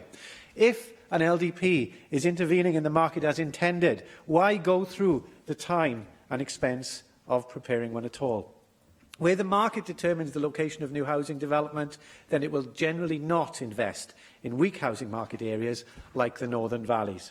These weaker housing market areas tend to correlate with areas of deprivation, which are in need of regeneration, and or areas where the housing stock is in need of diversification. From the Welsh Government's perspective, a market-led strategy is likely to deliver market housing in areas of high demand, like the Caerphilly Basin, which also facilitate higher levels of affordable homes in those areas.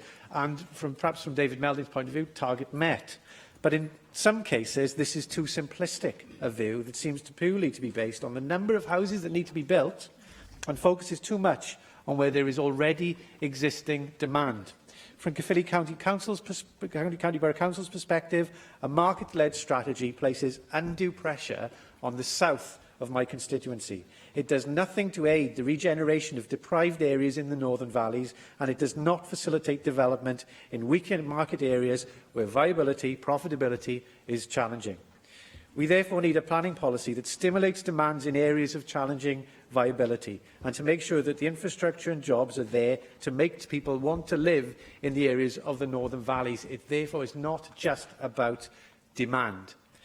With the Valleys Task Force, or existing demand, with the Valleys Task Force and the forthcoming economic strategy, the Welsh Government has recognised this. But our approach to planning lags behind these excellent economic policy developments. Our planning policy should link directly to the Welsh Government's forthcoming regional approach to economic strategy and to regional growth deals.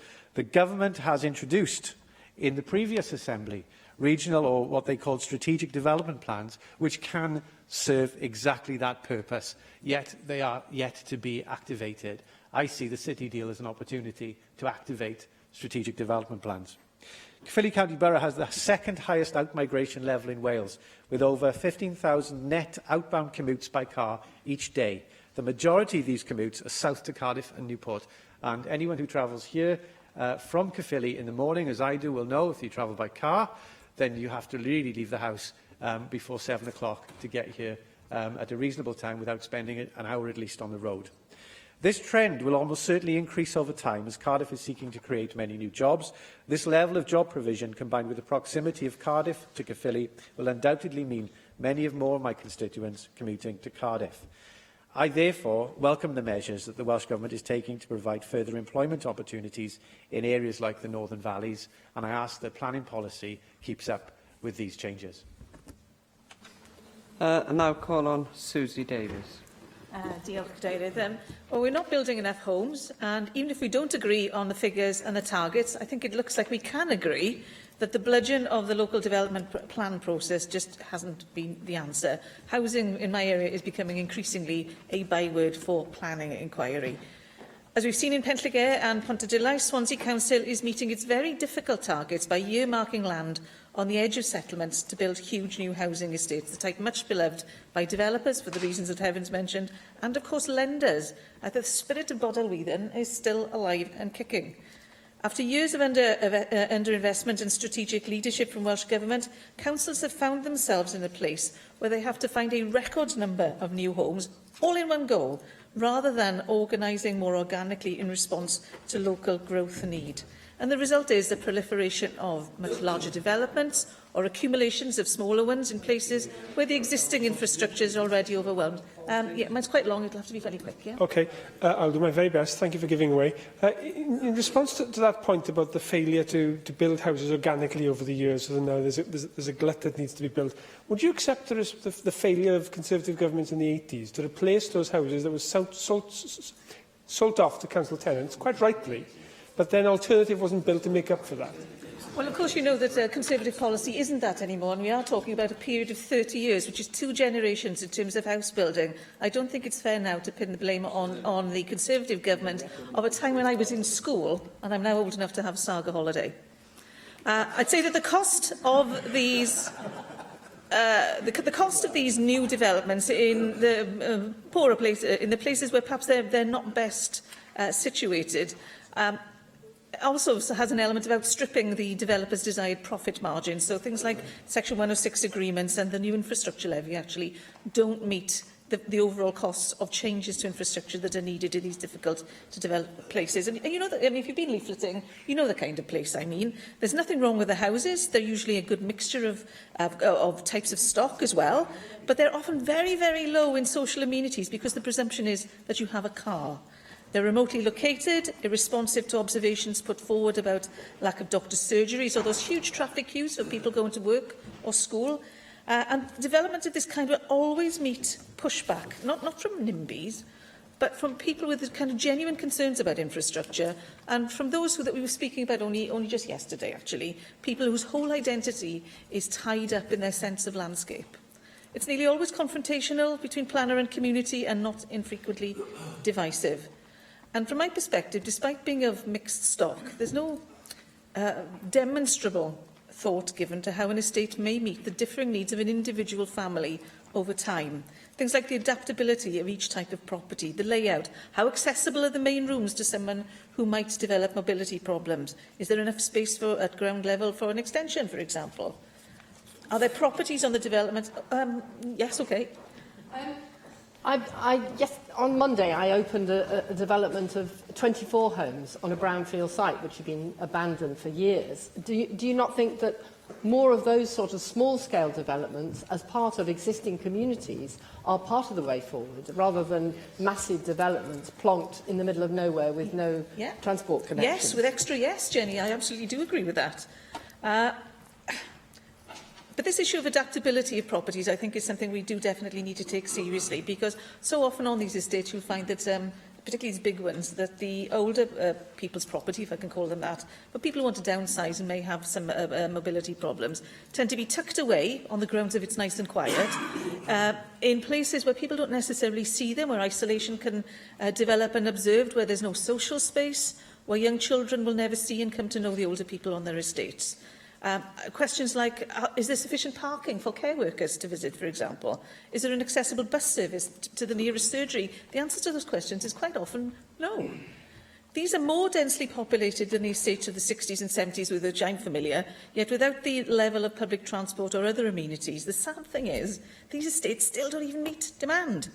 And that's why I'm interested in what David was saying about how families could live differently in towns and cities, not least because density lends itself to mutuals and shared models of ownership, which are very appealing, I think.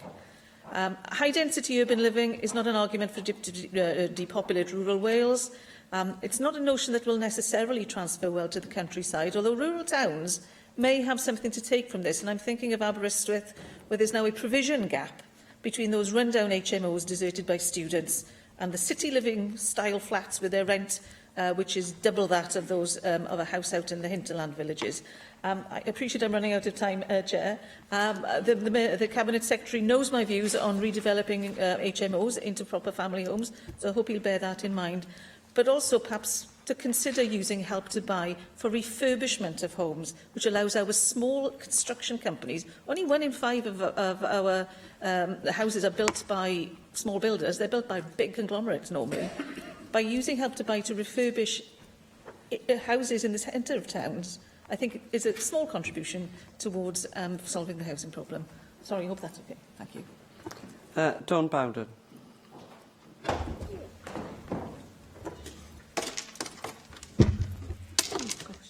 Thank you, Deputy Presiding Officer. And can I start by thanking the Welsh Conservatives for bringing forward this motion, as undoubtedly affordable housing generally and tackling homelessness in particular are amongst the biggest issues, I think, that are facing our country today. And whilst the motion is primarily around house building, I'd like to widen my contribution to focus on the causes of homelessness and possible ways of tackling that problem, of which building affordable homes is one.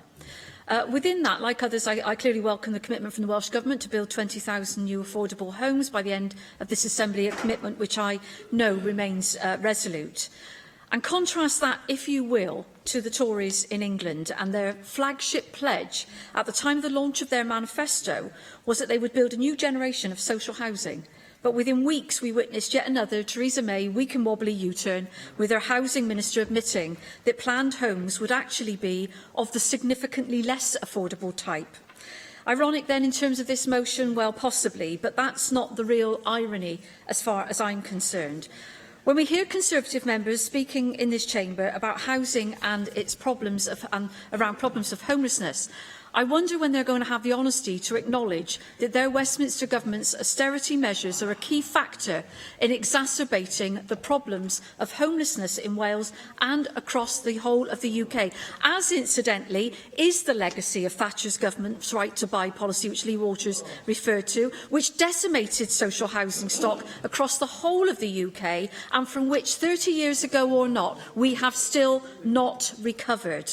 Those austerity measures delivered, those that I refer to, include the insidious bedroom tax with the devastating impact on many low-income families. And should the Tories be re-elected tomorrow, we'll see caps on local housing allowances, which will adversely affect those particularly under the age of 35. Llywydd, only 2 weeks ago, everyone in this chamber joined me in condemning the disgraceful practice of landlords offering property rent-free or at nominal sums in return for sexual favours. But it is the Westminster Tory policies that are creating an environment where this flourishes. In Wales, at present, nearly 250,000 people are claiming housing benefits, of which 100,000 are housing association tenants. And for those in the greatest need, it is almost certain that the current level of benefits will not cover the cost of rents and service charges, placing the most vulnerable in our society at risk of becoming homeless. So 20,000 new affordable homes here in Wales would be a significant development. And a Westminster Labour government after tomorrow, which would reverse the Tory benefit cuts, would help the plight of those facing the prospect of homelessness. But we also need to address what we can do to help those who are already homeless. As I've mentioned before, I spent some time over the winter helping at the night shelter in Merthyr Tydfil, and that brought home to me very starkly the cycle of despair into which the homeless can often fall. With no fixed address, it's very hard to gain employment, and even those able to gain employment, unable to put aside enough to rent a property, the very fact of their homeless status means that many prospective landlords are unwilling to accept bond payments from them, and as they are generally unable to provide a guarantor for their tenancy. One solution to this particular problem could be the greater use of the government or local authority acting as the guarantor of last resort for such tenancies, a scheme which I know has operated successfully in some parts of the country. And I'm pleased that the Cabinet Secretary recently joined me in applauding the initiative by Merthyr Valley's Homes in trialling the use of shipping containers for conversion into temporary accommodation, something that perhaps other local authority areas could also look at. And then, of course, there are examples from other countries, and David Melding did touch on that, of innovative approaches to tackling housing shortages that we should look at and give serious consideration to. In France, there is the igloo approach, and I assure you that's not about building ice houses. That's an initiative developed by representatives of social housing federations, social integration groups and trade unions, looking specifically at the provision of housing for vulnerable and excluded households. And in Finland, a rare example of a European country where homelessness has decreased, there is Housing First, which is a staircase model supporting the transition of people from the street to night shelter, to hostel, to transitional housing units, and then into their own independent accommodation. So, in conclusion, Deputy Llywydd, let's of course have the discussions about the need for new affordable homes, but rather than getting bogged down on the methodology of just calculating the numbers needed, let's also commit to tackling the underlying causes of our housing problems.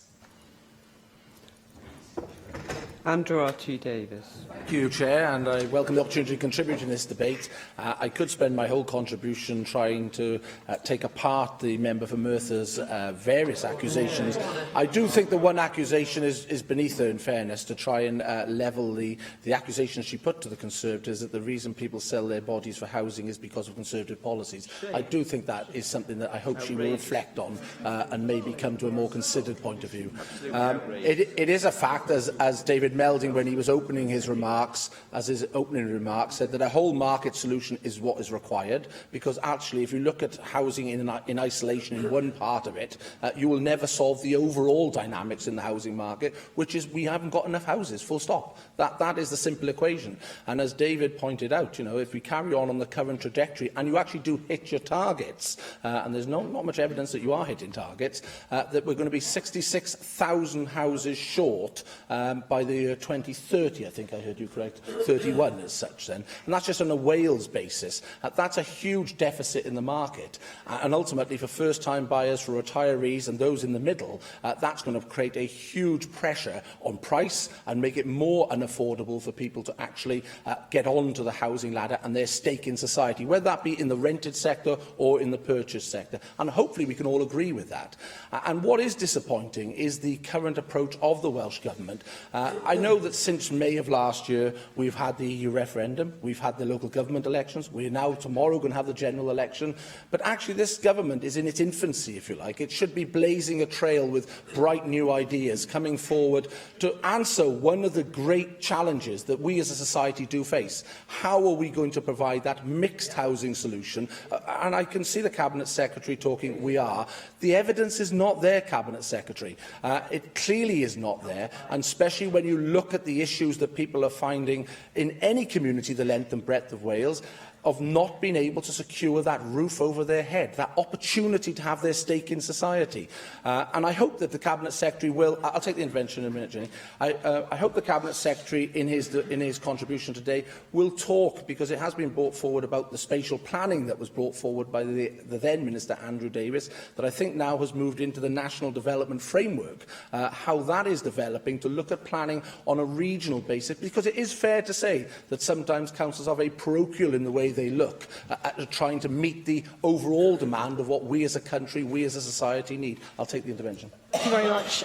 Would you agree with me that there are three challenges? One is the absolute unaffordability of housing. If we've got 250,000 people on housing benefit, that tells you that just the cost of homes is completely unaffordable, and it's certainly not possible for people on average earnings to be able to afford a mortgage at current prices.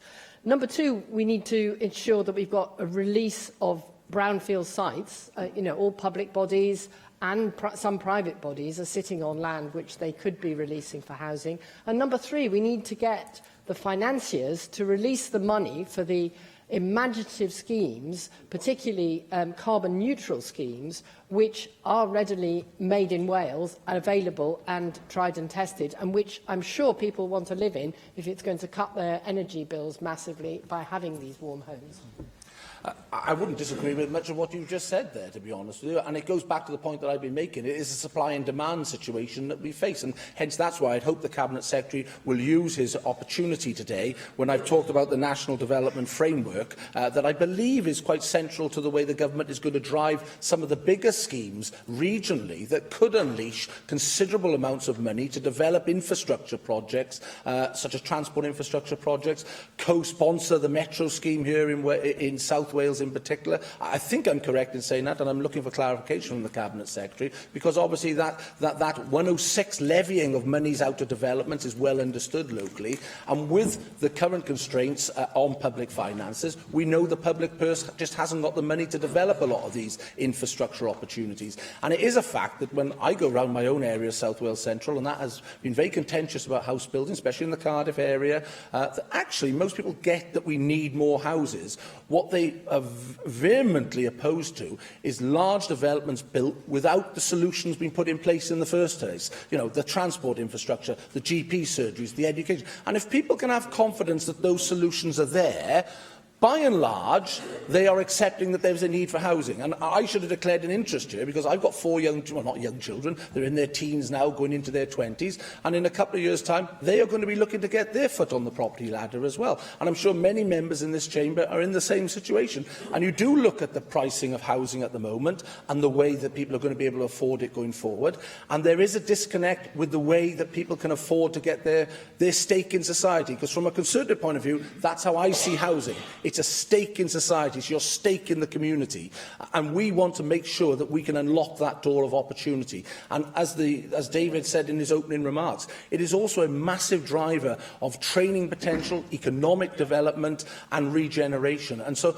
I do hope that when we get the other side of tomorrow, the general election, and we've put the 4 elections behind us that we've had in the last 12 months, or 3 elections, sorry, that we've had in the last 12 months, that actually politically in this institution we can radically embrace some of the radical solutions that we will require to meet the housing deficit that we have the length and breadth of Wales. Because if we don't, we're going to be left behind as a country.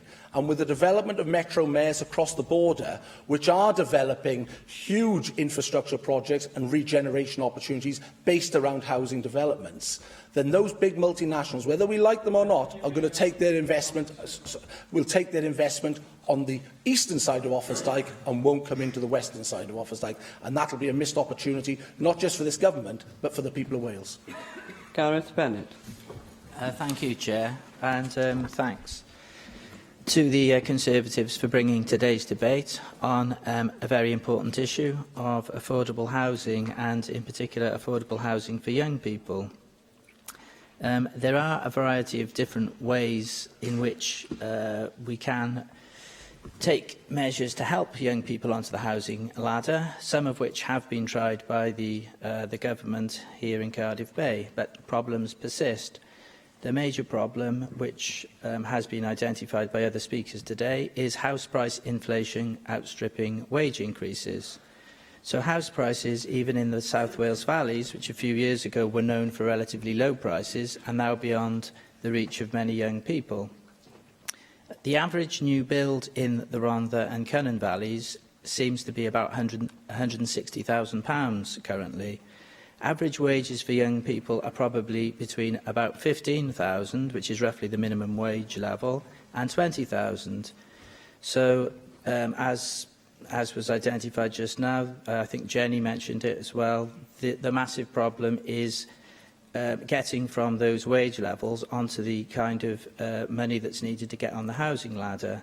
You've got 2 problems. One is saving for the deposit, and the other is getting a mortgage on a relatively low salary. So for many young people, new builds are now way out of their price range. Old terraced houses in the valleys can still be purchased in some places for about £60,000, but Help to Buy only applies to new build. So I wonder, should there be any extension of this provision, or should there be a similar scheme applying to old build properties to help young people get onto the housing ladder through moving into old houses, relatively old houses? Now, we do have the government's schemes at the moment, one of which is rent to own. I have struggled to find much information on this, and Hannah Blythin raised the issue recently in the Chamber, that information on Help to Buy and rent to own was often difficult to access. Many people are simply not aware of rent to own, in my experience, and there is very little information on the government's own website about this scheme. So is anything being done to better publicise these schemes? Plaid's amendment, one of Plaid's amendments deals with letting agency fees, which is also presenting a problem for young people, as their amendment recognises. We have also wanted a ban on unwanted letting agency fees as well in the past. Now, the Minister has intimated recently, I think, that he would be sympathetic to possibly supporting a private member's bill on this subject. And I think he also said he was looking at the evidence from Scotland, where they did bring in a letting agency ban. There were worries that that might drive up rents as landlords and agencies seek to recoup the lost fees by simply putting up rents. But I'm not sure there was any evidence to suggest that that was happening. So I wonder, has the Minister now had time to assess the situation that exists in Scotland, and what his thoughts now are on the letting agency fees situation? Thanks. I'd like now to call on the Cabinet Secretary for Communities and Children, Carl Sargent. Thank you, Deputy Llawydd, and I thank and welcome this debate today from the Conservative Party. The availability of sustainable housing is a key priority for this government, and even the UK government appears now to be waking up to the importance of this issue, judging by their recent white paper. We welcome their belated conversion. Indeed, Dawn Bowden was right about the launch of the white paper and the targets within that, only for a few weeks later for those targets to be dropped by Theresa May and her team.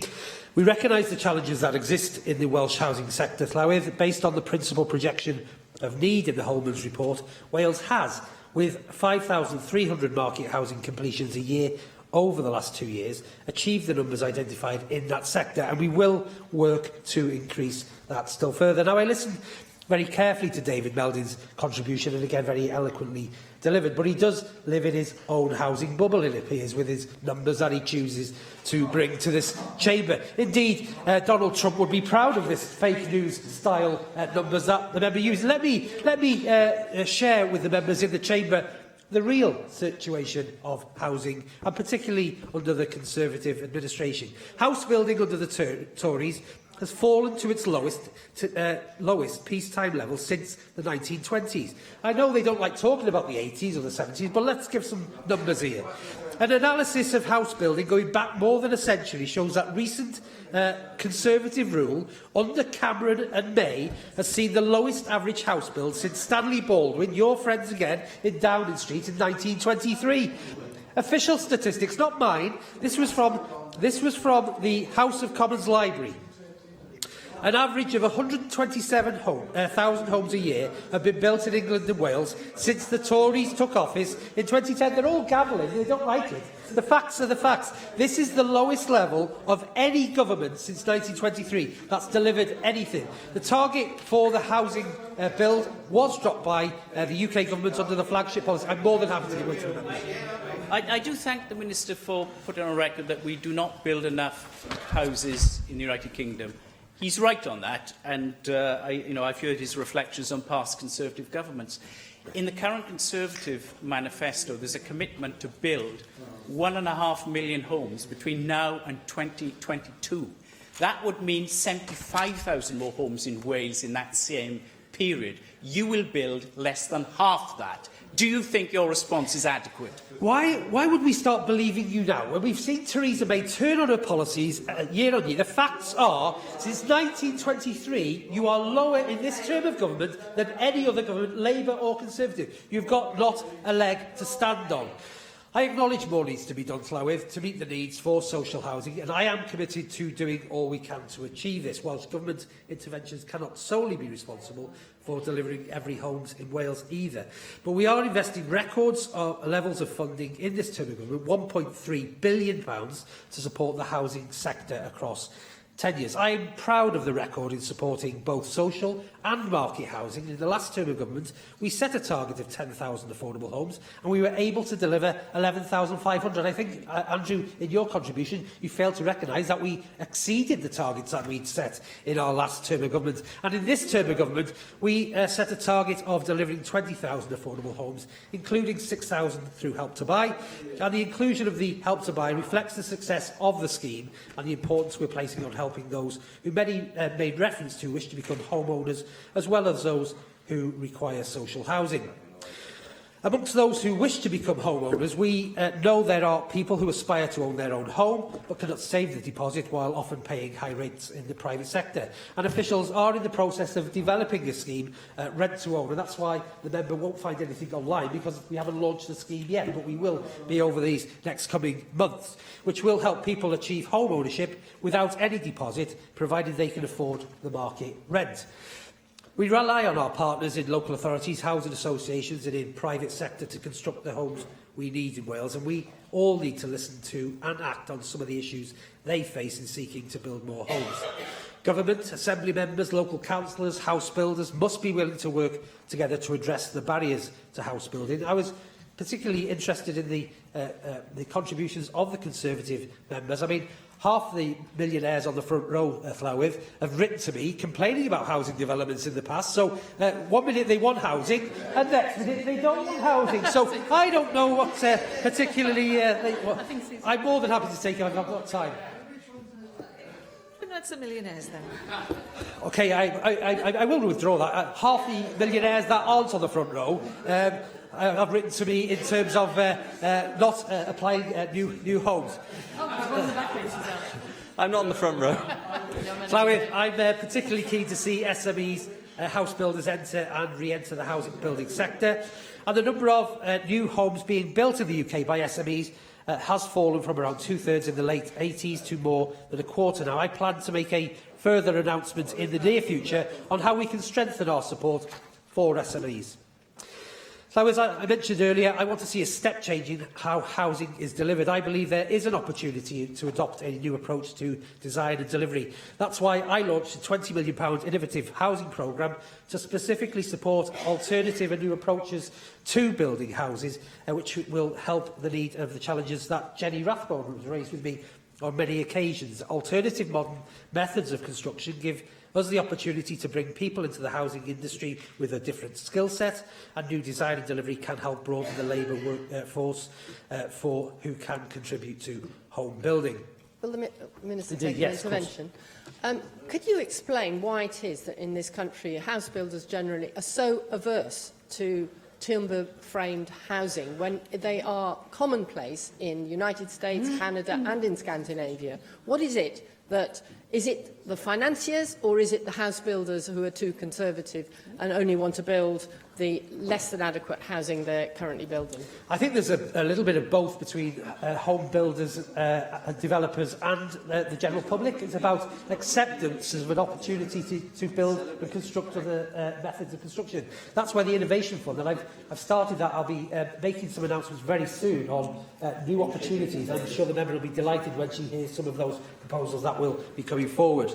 I will be making that, as I said, in the next few weeks, including issues around guidance and funding to drive better alternatives to rough sleeping. Llywydd, you cannot build homes without land, and members raised that issue in the Chamber today. We will continue, and I've already had discussions with Ken Skates and Leslie Griffiths on how we can increase the availability of public-owned land to support house building.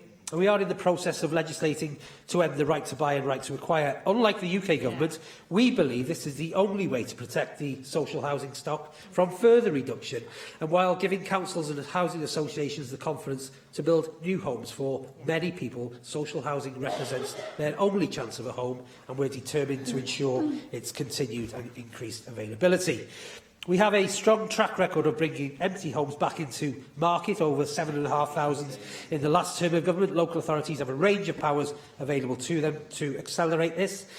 Llywydd, there is still much more to do, as I said, though we are making real progress. Statistics released today show that during 2016-17, the number of new dwellings started increased by 2% compared to previous years, and this is the second highest annual recorded number since 2007-8. Working with the Cabinet Secretary for Environment and Rural Affairs, I'm keen to use the planning system to increase house building, and I listened to Effen's contribution. I know he's made strong representation about processes in the LDP. I think we do have opportunities with the regional development plans that Andrew Davies made reference to in the Planning Act. Unfortunately, yet again, a very progressive piece of legislation that you chose to vote against. So 1 minute you want it, and the next minute you don't. I can't really understand where you're coming from. I recognise the importance of infrastructure and public services, but people still need homes, and they cannot wait for the end of austerity, so I cannot support Amendment 4. I can, however, assure you that I will be working to align the strategic infrastructure projects, such as the Metro, as the member raised, with our house building programme. No surprise, I cannot support the Conservative motion. Unlike the Government's amendment, it fails to set out the comprehensive programme of practical action to meet the wide variety of housing needs in Wales. And we can argue for hours about the precise details, as David Melding. We should set ourselves out. Well, this government is getting on with the job alongside our partners in public and private sectors, rather than the academic arguments that the member uses and playing the blame game in Wales while we meet the needs of housing here in Wales. I now call on Mark Isherwood to reply to the debate. Thank you to all contributors. In 1999, when Labour first came to power, there was no housing supply crisis in Wales, but they slashed the housing budgets and in their first 3 terms cut the supply of new affordable housing by 71%. That is why we had a housing supply crisis. As David Melding said, for a generation, successive Welsh governments have failed to tackle the housing crisis in Wales, pursuing mirages rather than addressing housing need. It was the Second Assembly, when the housing sector came together, to start warning the Welsh Government there would be a housing crisis if they didn't listen. What the Welsh Government did when I brought forward motions supporting the sector's voice on that was put down amendments to remove the words housing crisis rather than to address the warnings from the sector. As David said, by 2031, unless the Welsh Government changed tack, there will be 66,000 shortage of homes in Wales. And as he said, we need ambition. Because housing is a basic need, we need homes for all. He referred to land, and as Community Housing Cymru have said, what action is the Welsh Government taking to increase the supply of public land for housing at a price which reflects the social value that they will offer the people of Wales? I received that this morning. That's not history, that's current. Di Lloyd emphasised the need to focus on housing standards and making housing more affordable. Having David, the need to invest in weak housing areas and link this to employment opportunities. Susie Davis, that the LDP process, the local development process, had not been the answer, and we need to use housing to stimulate sustainable community regeneration. Dawn Bowden talked about England focusing on less affordable housing. The Tories in England are focusing on less affordable housing. Well, what England's doing is focusing primarily on intermediate rent, which is also included within the Welsh Government's 20,000 target. So if one's wrong, both are wrong. That seems a little bit odd. She referred to again, contrast with England. Well, since 2010, more than twice as many council homes have been built in England than in all the 13 years combined with the previous Labour government, when English waiting lists nearly doubled as the number of social homes for rent in England were cut by 421,000. That's the reality. Andrew R.T. Davies said we've not got enough homes, full stop, need to face the challenge, also driving the wider training and economic agenda. Gareth Bennett, house prices outstripping wages. Of course they are. That's a symptom of the housing supply crisis. The Cabinet Secretary showed that he was living in his own housing bubble. Of course, he has form. He's been a housing minister before, and he therefore shares culpability for the crisis the people of Wales are facing in this area.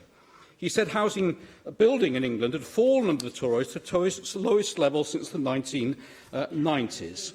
Well, in reality, the 2012 UK Housing Review said it was the Welsh Government itself that gave housing lower priority in its overall budget. In 2013, Wales was the only part of the UK to see a fall in new home registrations. In 2015, Wales was the only nation in the UK to decrease new home registrations. Even last year, Wales was the only UK nation to see new home completions go backwards. That's the reality. In addition to the Holman report that David Melding referred to, we had 2 reports in 2015 from the house building industry. We had the 2015 report from the Chartered Institute of Housing. We had the 2015 report from the Bevan Foundation. We had a report from the Federation of Master Builders, all saying that we needed somewhere between 12 and 15,000 housings a year, including 5,000 social homes, which this supposedly caring, supposedly socially just Welsh Government ignored. Instead, we've got their cynical 20,000 target, amounting to just 4,000 affordable homes during the whole Assembly term, and that inflated by adding intermediate rent and low-cost home ownership to their targets. Well, housing developers have also repeatedly warned for years and years that the cumulative cost of Labour's anti-housing legislation and regulations will reduce housing investment in Wales. Well, the figures speak for themselves in that respect. So I'll conclude by simply saying, as the evidence shows, that behind the rhetoric, Labour's betrayal over housing in Wales for the last 17, 18 years has been perhaps the greatest social injustice inflicted on the people of Wales since they took control behind 1999. It's about time they stopped shaking their heads, they stopped denying the truth, they stopped passing the buck, which they were doing long before credit crunch, long before 2010 change of government, and they started admitting they got it wrong and perhaps belatedly trying to do something about it. The proposal is to agree the motion without amendment. Does any member object?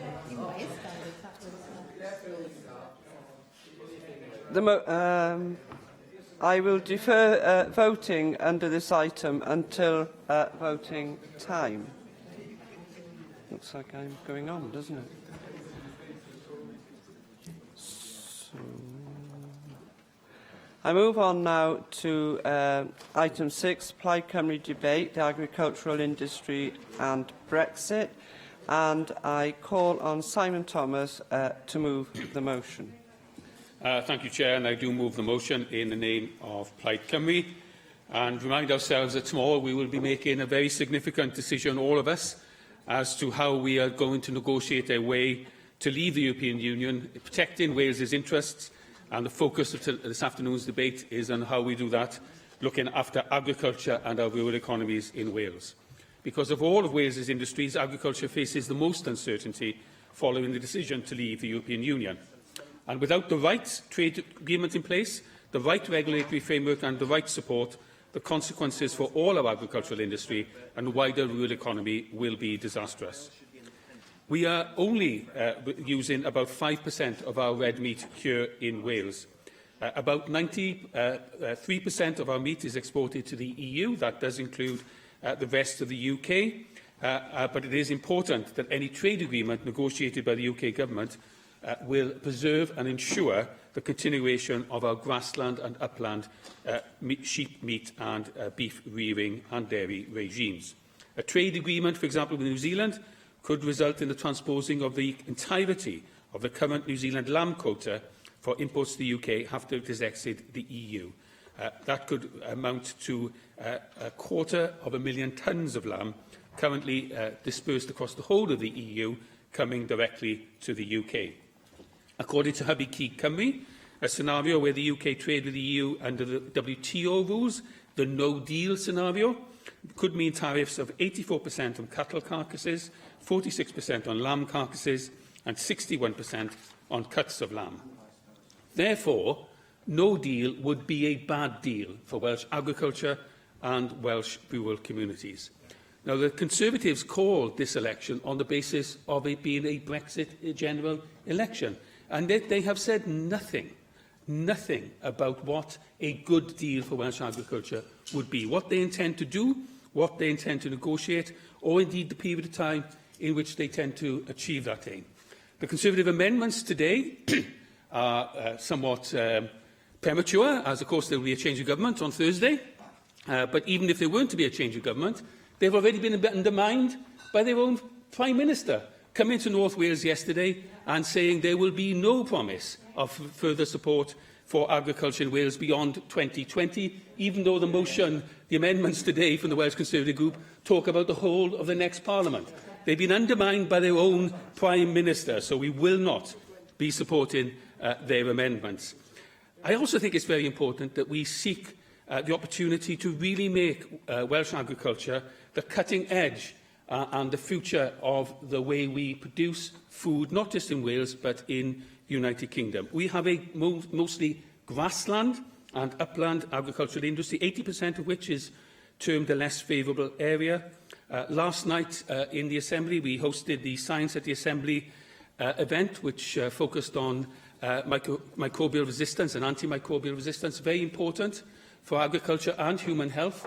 we have institutions in Wales that are the cutting edge of research in this, international cutting edge, and working together, for example, at IBAS in Aberystwyth. We need to ensure that these institutions are not only preserved when we leave the European Union, but are enhanced, further strengthened and further empowered to continue that work, so that we do get the best level of support for agriculture. That isn't just about money, it isn't just about infrastructure, but it's also about the best research and ideas.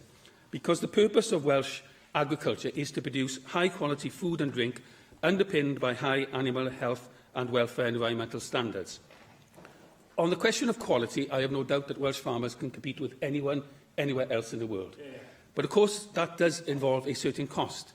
And we have to remind ourselves that the reason we've had public support for agriculture in the EU context over 40 years is to ensure that that high-quality food with high welfare standards reaches our shops at a reasonable price. We can have cheap food, or we can have high-quality food. We can have cheap food available for everyone, but that means very poor quality of welfare standards. We read only this week of slave labour producing corned beef in the rainforests of Brazil. So this is a really important thing to get right. And this is why the argument that Plaid Cymru makes today is that ongoing support from government when we leave the EU for Welsh agriculture is essential. That's why it's so disappointing that the Conservatives, in an election they called, have been unable to make any such promise. It's also disappointing that the Welsh Labour Manifesto neither makes any such promise to continue support for support for farmers further than this current Assembly term. And I think that is what people will have to bear in mind when they vote tomorrow. Now, Plaid Cymru has been very clear. We will represent the interests of Welsh farmers and rural communities and fight for the best trade deal at all times. Lies are told about me and lies are told about Plaid Cymru. Only this week, the Liberal Democrats, who are no longer present at the moment in the Chamber, the Liberal Democrats claimed that Wales, that Plaid Cymru was in bed with the Conservatives, UKIP and Labour, all for a hard Brexit. That was the Liberal Democrat leaflet that so ashamed the leader of the Liberal Democrats in Wales that he said he was ashamed of the leaflet and immediately withdrew it. So the next day they sent out a letter instead, which repeated those allegations, only this time they put it in the name of Kirsty Williams, allegedly the leader of the Liberal Democrats in this place. Now, Plaid Cymru has held several debates on Brexit and the need for support for Welsh farmers going forward. The Liberal Democrats haven't held one. They claim that we are turning our back on rural communities, but everyone knows that we have actually fought hard for Welsh agriculture here in this chamber. And the Liberal Democrats are, of course, part of the Welsh Government, and they are actually, in fact, a vote for them tomorrow would be a vote for a Corbyn-led government and a Corbyn-led approach to Welsh agriculture, which I don't think will suit the people in Ceredigion or farmers elsewhere. There's one or two in Newport that might suit, but certainly not in Ceredigion. So there's a clear choice for people tomorrow. They need to stand up and protect Welsh rural communities. Plaid Cymru is committed to that, and Plaid Cymru will always fight for the best deal for Wales. Dwi wedi dewis dau welliant i'r cynnig a dwi'n galw ar Paul Davies i gynnig welliant 1 a 2 yn ei enw e. Diolch Llywydd, a cynigiaf y gwelliannau gyflwynwyd yn fy enw i. Mae penderfyniad pobl Prydain i adael yr Undeb Ewropeaidd y Llynedd yn sicr yn mynd i gael effaith ar y diwydiant amaeth yng Nghymru ac heb os nag oni bai bydd Brexit yn cyflwyno heriau a chyfleoedd i ffermwyr Cymru. Fel ni'n gwybod, dros y degawdau diwethaf, mae polisïau a deddfwriaeth amaethyddol wedi ei benderfynu i raddau helaeth ar lefel Ewropeaidd ac felly mae'n hanfodol yn sgil penderfyniad Prydain i adael yr Undeb Ewropeaidd bod ffermwyr yn cael fframwaith teg a pharhaol i ddiogelu cynaliadwyedd y diwydiant. Mae'r cynnig heddi yn nodi'n briodol bod taliadau Ewropeaidd ar hyn o bryd yn cynnwys 80% o incwm ffermydd yng Nghymru a diben y taliadau hyn yw sicrhau bwyd lles uchel ar gyfer defnyddwyr am bris resymol o ansawdd uchel. Dwi'n falch bod prif weinidog presennol y Deyrnas Unedig wedi cadarnhau ei chefnogaeth i barhau i ariannu cymorth i ffermwyr ar y lefel presennol tan ddiwedd Senedd nesaf y Deyrnas Unedig. A mae hynny wedi cael ei groesawu gan y diwydiant amaethyddol, a mae hynna yn manifesto y blaid geidwadol. Wrth gwrs, rhaid i Lywodraeth Cymru hefyd cadarnhau a bydd y cyllid yma yn cael ei glusnodi'n gyfan gwbl ar gyfer amaethyddiaeth. Fel ni'n gwybod, byddai barneteiddio arian i amaethyddiaeth yn drychinebus i ffermwyr Cymru oherwydd heb neilltu o arian, byddai arian ar gyfer amaethyddiaeth yn cael ei gorfodi i gystadlu a gwasanaethau cyhoeddus eraill. Bod Llywodraeth Presennol y Deyrnas Unedig wedi ymrwymo i gyllido ar yr un lefel ar gyfer cymorth daliadau tan ddiwedd y Senedd nesaf, mater i Lywodraeth newydd y Deyrnas Unedig a'r Llywodraethau datganoledig eraill i nawr weithio gyda'i gilydd i greu fframwaith ar draws y Deyrnas Unedig sy'n gweithio i bob un o'r gwledydd datganoledig a sicrhau cynaliadwyaidd ffermio ar gyfer y tymor hir. A dwi yn ildio i'r aelod dros Ynys Môn. Diolch yn fawr iawn am ildio. A wneith yr aelod dderbyn nad oedd yna fygythiad wrth gwrs i gyllid i amaethwyr yng Nghymru pe bai ni wedi aros yn yr Undeb Ewropeaidd. Mae'r bleidlais wedi digwydd wrth gwrs. Ond hefyd a wneith o dderbyn prynhaid o'n 2 blynedd neu 4 blynedd neu beth bynnag o addewid ynglyn â pharhau i gyllido. Dydy hynny ddim yn ddigon i ffermwyr sydd eisiau gwneud penderfyniadau buddsoddi hir dymor ar gyfer datblygiad i diwydiant. Wrth gwrs, beth mae'r rhaid i'r aelod i gofio hefyd, oedd cap dim ond yn parhau 2020. Felly i ni, fel Llywodraeth, ar lefel Brydeinig, wedi gwneud yn eitha clir, fe fyddwn ni'n parhau gyda'r lefel ariannu hynny hyd 2022. Bod maint y dasg yn enfawr a dweud y lleiaf, mae cyfleoedd yma hefyd. Enghraifft, mae rhaid i'r fframwaith polisi amaethyddol newydd edrych o ddifri ar y dirwedd rheoleiddio presennol ar gyfer ffermwyr a sefydlu gwell ffyrdd o gefnogi ffermwyr. Mae NFU Cymru yn dweud wrthon ni fod rheoliadau gwael yn aml yn rheswm dros ddiffyg hyder yn y diwydiant a fod mwy o rheoliadau yn ychwanegu'n sylweddol at lwythu gwaith ffermwyr. Wel, ni nawr yn cael y cyfle i ailfampio'r dirwedd hon a sicrhau bod mwy o ddilliau gwirfoddol yn cael ei mabwysiadu a pan fod rheoliadau yn cael ei cyflwyno o gynlyniad i dystiolaeth cadarn. Nawr, wrth gwrs, mae rhaid i amaethyddiaeth Prydain a Chymru fod ar flaen y gad unrhyw drafodaethau Brexit a mae rhaid i Lywodraeth newydd y Deyrnas Unedig bwrw mlaen i sicrhau cytundebau masnach mwyn i ddiwydiannau allforio fel ffermio'r diwydiant bwyd a diod barhau i wneud busnes gyda marchnadoedd Ewropeaidd. Mae ffermwyr ledled Cymru yn iawn i fod yn bryderus ynglŷn â termau mynediad mewnforio i'r farchnad yma yn y Deyrnas Unedig yn y dyfodol, ac mae'n hanfodol ein bod ni ddim yn gadael cynnyrch rhatach gyda safonau is i fewn i Gymru a'r Deyrnas Unedig o fannau eraill. Mae'n hanfodol felly bod unrhyw gytundebau masnach yn cael ei trafod yn ofalus gyda'n diwydiant amaethyddol ar y blaen o unrhyw drafodaethau. Wrth gwrs, mae angen i ni sefydlu cytundeb masnach gyda'r Undeb Ewropeaidd sy'n cwrdd ag anghenion ffermwyr Cymru ac mae'n rhaid i'r cytundeb hwnnw fod yn barod o'r funud cyntaf i ni adael yr Undeb Ewropeaidd. Byddai colli unrhyw fynediad i farchnadoedd allforio'r Undeb Ewropeaidd yn drychinebus i ffermwyr Cymru ac felly dwi'n mawr obeithio bydd y Llywodraeth newydd y Deyrnas Unedig ar unwaith yn dechrau gweithio i sicrhau cytundeb sydd nid yn unig yn diogelu yn ffermwyr o fewnforion rhatach ond yn sicrhau gall ffermwyr Cymru parhau i ddibynnu ar y marchnadoedd allforio Undeb Ewropeaidd presennol yn y dyfodol.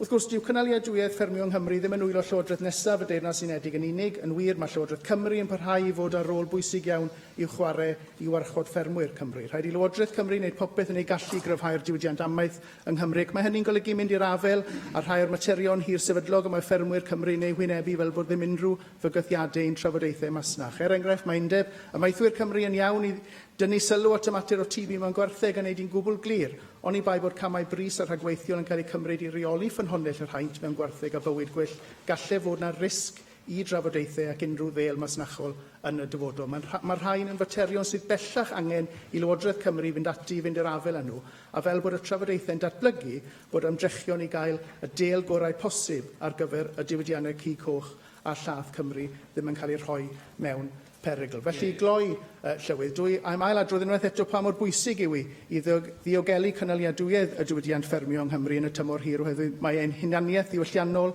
yr iaith Gymraeg a dyfodol ein hardaloedd gwledig yn dibynnu ar hynny. Diolch. Neil Hamilton. Welcome very own, Llywydd. Well, listening to Plaid Cymru, you'd think that staying in the EU, the future would be absolutely assured forever and a day. But we know that beyond the current multi-annual framework, there is no guarantee of agricultural funding for Wales in the European budget. And I remember when we first joined what was then the European Economic Community 40-odd years ago, agriculture accounted for 65–70% of the EU budget. It's now down to 42%. So over the years, we've seen a dramatic reduction in agricultural support throughout the EU, and that figure would be even lower were it not for the accession of the Eastern European countries back in the early years of this century. So the idea that staying in the EU, where unelected bureaucrats, who we can't even name, let alone influence at the ballot box, are the people you can rely on, rather than the people who sit in this row in front of us in this chamber, who you can elect and then throw out if you don't like their decisions, is better, is absolute nonsense. Will you take an intervention? Yes. You mentioned the 65 down to 42%. Will you accept that leaving the European Union means that figure coming from the European Union will be zero in future, and that as it stands, the money coming from UK government, or the promise of it, is also zero? So that's what we're negotiating for Welsh farmers. Well, clearly that's a preposterous proposition. As the Prime Minister has already said that the current funding arrangements will be preserved up to the end of 2022, and no government can bind its successors, and as there must be a general election by 2022, any promise given now would be worthless and therefore not worth making. But it's all our money anyway, the money that the EU spends here in Wales. And of our gross contribution to the EU this year is 13.6 billion. The EU then spends our money in the UK in various ways, including on agriculture, to the tune of 4.3 billion. So we have a net contribution of 9.3. We pay in £3 to get £1 back. And as agriculture accounts for 42% of that 9.3 billion, £4 billion of taxpayers' money, UK taxpayers' money, is spent on agriculture in the EU. That means in Wales, Welsh taxpayers on a per capita basis are spending £200 million a year, not on subsidising Welsh farmers, but subsidising continental farmers. That is not a brilliant deal for the Welsh farming community. I think I've taken one contribution. We've only got 4 minutes to speak, so regrettably, although I'd like to give way, I don't think I can. But I mean, obviously, I accept point 3 of Plaid Cymru's motion. I strongly believe that every single penny of what Brussels currently spends in Wales should be replicated by a UK government promise, and I don't think anybody who has the interests of rural Wales at heart would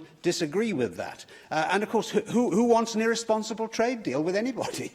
As in point 2 of this motion, of course we want to negotiate the best deal possible, not just with the EU, but also the other countries around the world, 150, 160 countries, however many there may be, who constitute 85% of the global economy. The European Union is, of course, very important to us because they're our nearest geographical neighbours, and as Simon Thomas rightly pointed out in his opening speech, of course, we have a very significant degree of trade between us, which is mutually beneficial. But let's not forget, I'm sorry, I can't give way more than once in the short time I have available, because it's very important that I make my points rather than allow other members to make theirs in the course of my speech. And in every single sector of trade in meat, the United Kingdom is in deficit, in some cases very substantial deficit. So there is a massive possibility, if the EU is so foolish as not to want to enter into a free trade agreement with the United Kingdom, there is every every prospect that we will be able to substitute what is currently imported with home-produced produce. And let's just look at the figures. In beef and veal, we import £700 million worth of meat a year. We export only £150 million. In the case of pork, we import £780 million. Sorry, these are figures for 2007. Sorry, I'll start again. For beef and veal this year, it's over £1 billion worth of imports for beef, and we export £369 million. For pork, we import £778 million worth of meat. We export only £252 million. For lamb, this is the only lamb and mutton is the only sector where we're broadly in balance. And of course, in lamb there's a particular problem in prospect if we don't sort it out, because as Simon Thomas rightly pointed out, a very substantial proportion of our imports come from New Zealand. And so, of course, we must be astute to potential problems which will arise as a result of the massive upheaval which is inevitable in such a change of this kind. We had the reverse upheaval 40-odd years ago, which I remember very, very well, when we moved away from a deficiency payment scheme into a different form of support entirely. These are practical problems which can be sorted out. But the figures, of course, are very small. This is what we have to remember. The British government is going to spend this year £800 million. I mean, the total value of the whole agricultural sector in the entire United Kingdom isn't even £10 billion. So these are figures which can easily be accommodated within the United Kingdom budget. And of course we must fight for Wales, as Simon Thomas very rightly said, and that's what we will do. But the idea that the UK government is going to pay the slightest attention to a handful of Plaid Cymru members is absurd. It's only UKIP that's been able to turn the government on its head, because without us there would not have been a referendum in the first place. We wouldn't now be leaving the EU. David Rowlands. We must all acknowledge that these are uncertain times for the farming community in Wales. Until the full details of the Brexit deal are finalised, Welsh farmers, and indeed all UK farmers, are unsure what the future holds.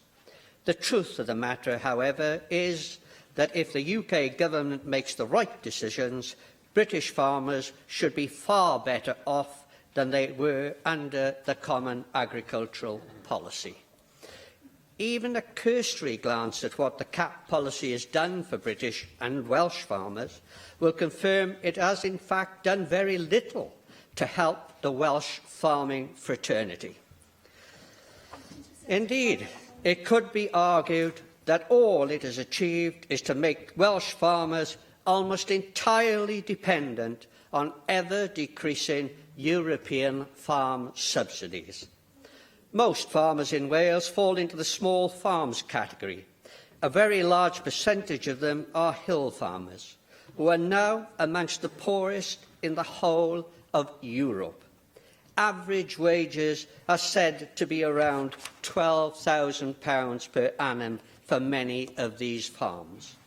Hardly a ringing endorsement of the CAP formula which has applied to British farming over the last 40 years. The same formula has seen many farmers in the south east of England become millionaires because of their ability to exploit absurd farm subsidy laws. Yes, please. For taking the intervention. Is it not the case, though, that were it not for those cap payments, that farmers who are struggling to get by would have gone out of business altogether, with the untold costs that that would have for them and for Welsh society?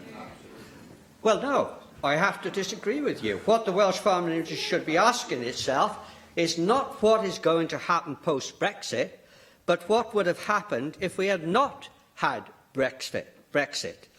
I have to disagree with Rhys Iorwerth when he says that the Common Agricultural Policy has been favourable to Welsh farmers. The Common Agricultural Policy is not a static one. The accession of some of the poorest countries in Europe has meant that many of the farmers of these countries qualify for subsidies before Welsh farmers. So UK farm subsidies have been falling year on year for a very long time, and under European rules would continue to decline. We then have to ask ourselves, where does the money to pay these farm subsidies come from in the first place? Well, the answer is, of course, from the UK's contribution to the European Union. It does not take rocket science to extrapolate from this that if the UK was not subsidising farming across the whole of Europe, there would be a much bigger sum of money to invest in the British and Welsh farming industry. The challenge for us here in this Assembly is to make sure that the UK Treasury passes on these huge savings to the Welsh farming economy in the correct proportions. Unlike many in this chamber, I am confident that the great, hard-working, efficient and innovative farming community of the UK and Wales, freed from the excessive bureaucracy and legislative burden of the Common Agricultural Policy, will prosper as never before. Indeed, I've heard one farmer say that given the way regulation were going under CAP, I'm sorry I couldn't finish that one off. It would not have been long before he would be called upon to tag the rats on his farm. We have a duty in this Assembly to protect our farming industry, so we should all unite in making sure that not only do our Welsh farmers not lose out one penny piece on the subsidies they were entitled to before Brexit, but that they should also share in the huge financial gains from the UK being freed from subsidising farming throughout the other 27 countries of the European Union. Galwaf ysgrifennydd y Cabinet dros yr amgylchedd y materion gwledig, Lesley Griffiths. Diolch, Llywydd. I very much welcome Plaid Cymru's motion, and we were very pleased we were able to agree with Plaid Cymru our white paper securing Wales's future. And it is clear our views on the future of agriculture and rural development post-Brexit are close. Most importantly, we are absolutely clear agriculture and rural development is and must remain devolved. We've made very clear we will not tolerate any attempts by the Conservatives to deprive this Assembly of its existing powers or deprive Wales of funding also. And that's why we completely oppose Amendment 2 from the Conservative group, which clearly reflects the UK Tories' agenda of taking back control, not just from Brussels, but from Cardiff also, and probably Edinburgh and Belfast as well. More generally, we are committed to safeguarding our rural and environmental interests and explore every opportunity to benefit our farming, land management and food sectors once we've exited the EU. Our focus remains on continuing to deliver key economic, social and environmental benefits to Wales. The Welsh Government published the figure of 80% of farm income in Wales comprising of European payments. However, it should be noted farm incomes fluctuate, many are negative. However, we agree the majority will rely on cap funding to some degree.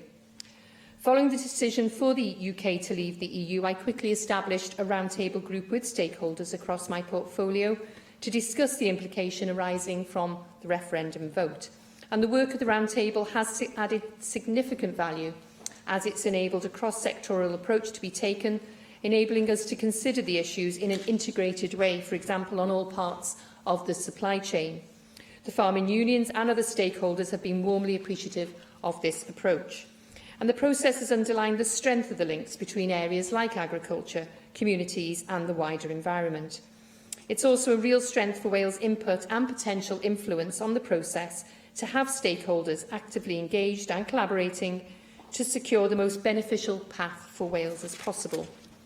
The work of the Roundtable complements the work we are undertaking in parallel with each of the individual sectors to consider the detailed sectoral impacts of the UK's exit from the EU. In March, I committed the final tranche totalling £223 million of the 2014-2020 Rural Development Programme to make full use of HM Treasury's guarantee to 2020. But there remains a clear need for longer-term commitments from the UK Government. It is essential after we leave the EU, the UK Government delivers on its promise during the Leave campaign to provide Welsh Government with at least equivalent funding to replace what is currently being received through the CAP, and both I and the First Minister have made it very clear we will hold them to this. However, the lack of such a commitment to date, and Simon Thomas mentioned in his opening remarks that just yesterday the Prime Minister on a visit to North Wales didn't provide that commitment when she was sitting at a farmer's table having a cup of tea, I noticed. And it's a real worry about the long-term investment that we know is needed to secure the future of our farming industry, so that our farmers, our land managers, our rural businesses and our rural communities have the certainty that they need to plan for the future. Alongside the funding, it's critical we in this Assembly continue to lead the work in shaping a future agricultural policy which is tailored to the distinct needs of the industry in Wales. A majority in Wales did vote to leave the EU, and we have made clear this democratic decision must be respected. However, we do not believe anyone in Wales voted to be worse off, to see harm done to our economy or our public health services, and we are determined to secure a positive future for Wales in a post-Brexit world. How food imports are affected by Brexit is not clear at present and won't be until the UK has progressed trade talks with the EU and other countries. I've heard the Prime Minister say no deal would be better than a bad deal, but quite frankly that's a ridiculous statement because there has to be a deal. and the Tories seem to be prioritising deals with other countries over maintaining our access to the single market, and appear willing to sacrifice agriculture in the interests of quick wins with countries like the USA and New Zealand, who are very keen to access our markets. For us in the Welsh Government, by contrast, a key consideration is UK producers are not undercut by imports where production standards are poor and consumers are not put at risk. Imports would have to meet specified standards and would be subject to checks. What these will be, of course, depends on the detail of those trade agreements and custom arrangements. And that is why it is essential that devolved institutions have real insight into and influence on trade negotiations.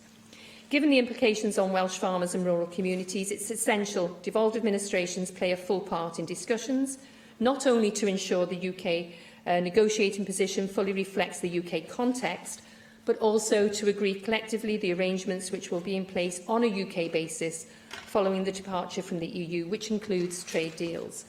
We accept there should be common UK frameworks in a number of areas to allow effective functioning of the UK internal market post-Brexit and to facilitate international trade. But again, these will need to be collectively agreed across the 4 countries, and I will certainly not tolerate any imposition of such frameworks by Westminster and Whitehall.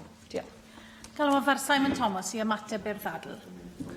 Thank you, Presiding Officer. Well, for an election that was called to decide Brexit, we've had no illumination at all about what sort of trade deal farmers in Wales will get out of this. I can't accept that Theresa May has said anything relevant about Welsh farming. The most memorable thing she said about farming is that she used to trample down the wheat like some sort of Thatcher in the rye. And we're left with this dreadful pun, I know. We're left with the actual thing that she said when she came to Wales. What did she actually say? She said, no guarantee and support for farmers after 2020. That directly is a quote from her visit to Wales only yesterday. Tim Farron came to Wales, to Mid-Wales, and what did he talk about? He talked about social care policy in England. Nothing to Welsh farmers. I'm grateful that the Cabinet Secretary has reiterated her government's own commitment to the White Paper between ourselves, Plaid Cymru, and let's remember the Liberal Democrats as well, even though they claim that they are not part of this. But it is the truth that the UK Labour Party has also said nothing about what sort of trade deal we will get. Keir Starmer, who is the more sensible one, has made no mention at all about what this should be. The fact is that, as Paul Davis did point out quite correctly, we are supported by EU funds at the moment. If that were to be Barnettised, we would significantly lose our support here in Wales. That just underlines how I'm afraid that David Rowland's comments were born out of ignorance and spoken with no illumination in the Chamber today. No, I haven't got time. I'm already up with time. I'm sorry, but I thought you showed you understood nothing about agriculture at all. Neil Hamilton, we have made the same speech too many times in the same place at the moment, but the one thing that Neil Hamilton did say in Hustings on Monday night in Llandailo, which I thought was honest, but I don't accept it, was that his position was that he would accept a cost for leaving the European Union. I'm not prepared to do that, and neither is Plaid Cymru. Tomorrow we'll decide what will happen in the UK as a whole. Whatever happens, we will have elected one of the weakest Prime Ministers we have seen since the Second World War, whoever wins that election, and I think we're in for a very, very bumpy negotiation with the EU. Y cwestiwn yw, a ddylid derbyn y cynnig heb ei ddiwygio? A oes unrhyw aelod yn gwrthwynebu? Gohiriaf y bleidlais felly tan y cyfnod pleidleisio. Yr eitem nesaf yw darl Plaid Cymru ar yr economi a gadael yr Undeb Ewropeaidd, a dwi'n galw ar Adam Price i wneud y cynnig. Diolch, Llywydd, and it's a pleasure to rise to move the motion in the name of my colleague Rhina Bjorwerth. It certainly is the case that we have a cloud of confusion, a kind of inchoate mess when it comes to the policy positions of the two main parties in terms of the shape of the Brexit deal that, well, if you don't want to listen to it, you can leave the chamber. You are good. We have a lack of clarity because, of course, there is a white paper produced by this government, the Welsh Government, which does set out in very, very clear and definitive terms, actually, both the principles, but going beyond the principles, actually getting into some of the practical detail about the negotiations that are about to begin. When we look at even the UK Labour Party, I mean, we have Keir Starmer was just referred to as one of the most sensible ones, but actually coming out in favour against membership or participation in the single market as currently constituted. So, I'm afraid, even the amendment of the government to this motion is actually out of kilter with their own policy position. So we have confusion at the UK level. Well, we in Wales must do our best, therefore. Whatever comes out of whatever Westminster government is foisted upon us, we have to do our best to protect the interests of the Welsh economy, and that is what we're trying to set out in this motion. I'll give away. You just said about Keir Starmer's comment, but do you agree that one of the 6 points he identified was that we have the same benefits as if we were a member of the European Single Market and the Customs Union, and therefore not necessarily being a member, but the benefits we get from it are important? Well, we're in Boris Johnson having our cake and eat it territory there, I'm afraid, aren't we? The white paper actually is clear and honest about this. If you want the benefits, then there are certain things which flow from that, and unfortunately that isn't reflected in the rather muddy thinking from the UK Labour Party. But I want to talk about Plaid Cymru's ideas and our post-Brexit plan. And seek support across the chamber for how are we going to defend the Welsh economy, given the fact that we're probably going to get poor leadership going forward, whoever wins down in the Westminster political class. We set out a number of ideas here. We've talked, I think, in the last debate about the danger of cheap imports, and certainly to our agricultural industry. Equal dangers, of course, that the member will know in terms of our steel industry, probably then not so much in the trade agreement, but in trade policy. So how is the UK government going to use its defensive measures to protect against things like cheap Chinese steel or Korean steel, etc.? And how are we going to guard against the rise of protectionism overall, which also could cause significant damage to the interests of the Welsh steel industry? That's why we think that actually there should be a seat at the table for the Welsh Government, and indeed for all the devolved legislatures, because the interests, the economic interests of the different nations of the UK are qualitatively different because of the different economic composition. There are, as well as risks, there are opportunities, new opportunities, legal and economic, which will come as a result of leaving the European Union, and we're clear about that. For instance, the ability to set regional rates of VAT, which could be of interest to us because of the latent potential of our tourism industry. We could do what many countries do and have a lower VAT rate for restaurants or hotel accommodation. We could follow the Holtham Commission idea of having a discounted regional variable corporation tax rate for those parts of the UK, like Wales, that have lower income per capita. That could be a very effective arm of regional policy. That's not actually a race to the bottom. That's a way actually to lift those already at the bottom so that they can actually improve the level of their economy. We could actually devolve powers over procurement. And of course, we removed from the prohibition, for instance, on having a government-promoted campaign to buy local. That the 1982 case against the Irish government on the guaranteed the Irish Goods Council, we will now, outside the European Union, be able to use public money to support local procurement, not just within the public sector, but within among consumers, and also within the private sector, talking to some of our anchor companies. So these are some of the ideas. We've talked about structural funds. Certainly, we need to have some security beyond 2020. The UK Labour Party manifesto again says we will ensure that no region or nation in the UK is affected by the withdrawal of funding for the remainder of this Parliament. Well, that's quite frankly not good enough. We need a long-term commitment. We need a Marshall Plan for the Welsh economy, to be honest with you. We need a 20-year long commitment to closing the economic gap that has actually arisen over successive governments of different political hues. And yes, we need a regional work visa system, because there are different migration and skill needs in the Welsh economy, again because of the different structure of our economy, to other parts of the UK, Corporation of London has made this argument in the context of its needs, but we in Wales also should be making the case, as we move to a different way of managing the migration policy overall, whatever the relationship is with the EU and the single market. We should actually make a case for doing what they do in Canada, which is saying different regions have different needs. Let's have that reflected in migration terms as well. Rwyf wedi dethol y ddau welliant i'r cynnig. Os derbynu'r gwelliant 1, caiff gwelliant 2 ei ddadfethol. Galwaf ar Mark Isherwood i gynnig gwelliant 1 a gyflwynwyd yn enw Paul Davies. Mark Isherwood. Diolch, Llywydd. Well, the Prime Minister has made it clear that the current devolved settlement must be respected as funding schemes and initiatives are returned from the European Union, and that there will be no land grab on competences. As she's also stated, this means strengthening the devolution settlements, but never allowing our union to become looser and weaker or our people to drift apart. This Plaid Cymru motion notes the result of last year's referendum, a referendum in which the people of Wales voted to restore UK control over border, laws and money.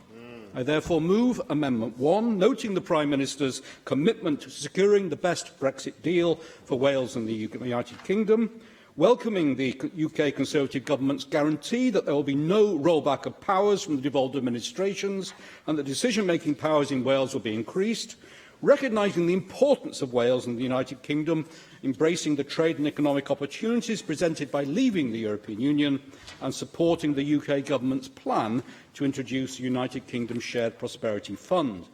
In terms of tax devolution, we must note that only 13% of taxpayers in Wales fall into the higher top tax rates compared to 30% across the border, and be careful about how we incentivise accordingly. Plaid Cymru, of course, exists to divide the British people and destroy our UK. We must instead embrace the opportunity for our United Kingdom to become an outward-looking global trading nation. As the Prime Minister has said, I want us to be a truly global... I have one intervention only, yeah. For giving way. It's often repeated in this chamber by the member in particular that our membership of the European Union has restricted our ability to trade with the rest of the world. Can you acknowledge that through our membership of the European Union we have 53 trade deals with other economies outside the EU? And can you explain to me what the status of those 53 trade deals will be the day after he succeeds in having the glorious independence for this state? Yes, there are, and the UK Government is working hard on consolidating the position broadly and broader beyond Brexit. But this debate hasn't got time for me to answer that. I'd happily answer it further in a different scenario. Plaid Cymru, of course, as I've said, exists to divide the British people. The Prime Minister said that she wants us to be a truly global Britain, the best friend and neighbour to our European partners, but reaching beyond the borders of Europe too, building relationships with our old friends and new allies alike. Now, although the Labour Plaid Cymru White Paper calls for full and unfettered access to the EU single market, EU rules make this impossible after border control is restored to the UK, something, in fact, your leader noted some months ago before your mood music on this changed. The Prime Minister has been very clear that she wants a bespoke deal that works for the whole of the UK, embracing the most tariff and barrier-free trade possible with our European neighbours through a new, comprehensive, bold and ambitious free trade agreement. As the farming unions have said, they will need an agricultural framework that prevents unfair competition between devolved administrations, protects funding and is ambitious in reviewing EU-derived legislation which adds unnecessarily to the bureaucratic burden faced by farmers. The UK Government Great Repeal Bill White Paper states the UK Government will begin intensive discussions with the devolved administrations to identify where common frameworks need to be retained. And Welsh Conservative support both for the UK Government's plan to introduce United Kingdom Shared Prosperity Fund and the agreement of UK-wide frameworks underpinning issues such as agriculture, environment and fisheries and future-proofing funding. We welcome reports from the manufacturers' organisation EEF that companies are increasingly positive, that demand from Europe is buoyant and that it has raised its 2017 and 2018 growth forecasts. And from the PMI, that the UK construction sector expanded at its fastest rate in 17 months in May. We also note that 90% of forecast world growth over the next decade is outside the EU. Well, the Prime Minister this week said, as we deliver on the will of the British people, we will forge a new and deep and special partnership with Europe. But we will also reach out beyond Europe to strike new trade deals with old allies and new friends around the world too. She said we've taken the time to develop the plan, to study the detail, to understand negotiating positions and priorities of those on the other side of the table, to build the relationships and to be absolutely clear in our own minds and those of the 27 remaining member states about the kind of future relationship we seek. Now compare that, she said, to the alternative. Jeremy Corbyn says he wants tariff-free access to the EU, but can't say if he wants to remain a member of the single market, subject to the rulings of the European Court of Justice and the European Free Movement rules. He can't say if this means remaining a full member of the customs union, which would deprive us of our ability to strike new trade agreements around the world. These, she said, are the most basic questions that need to be answered.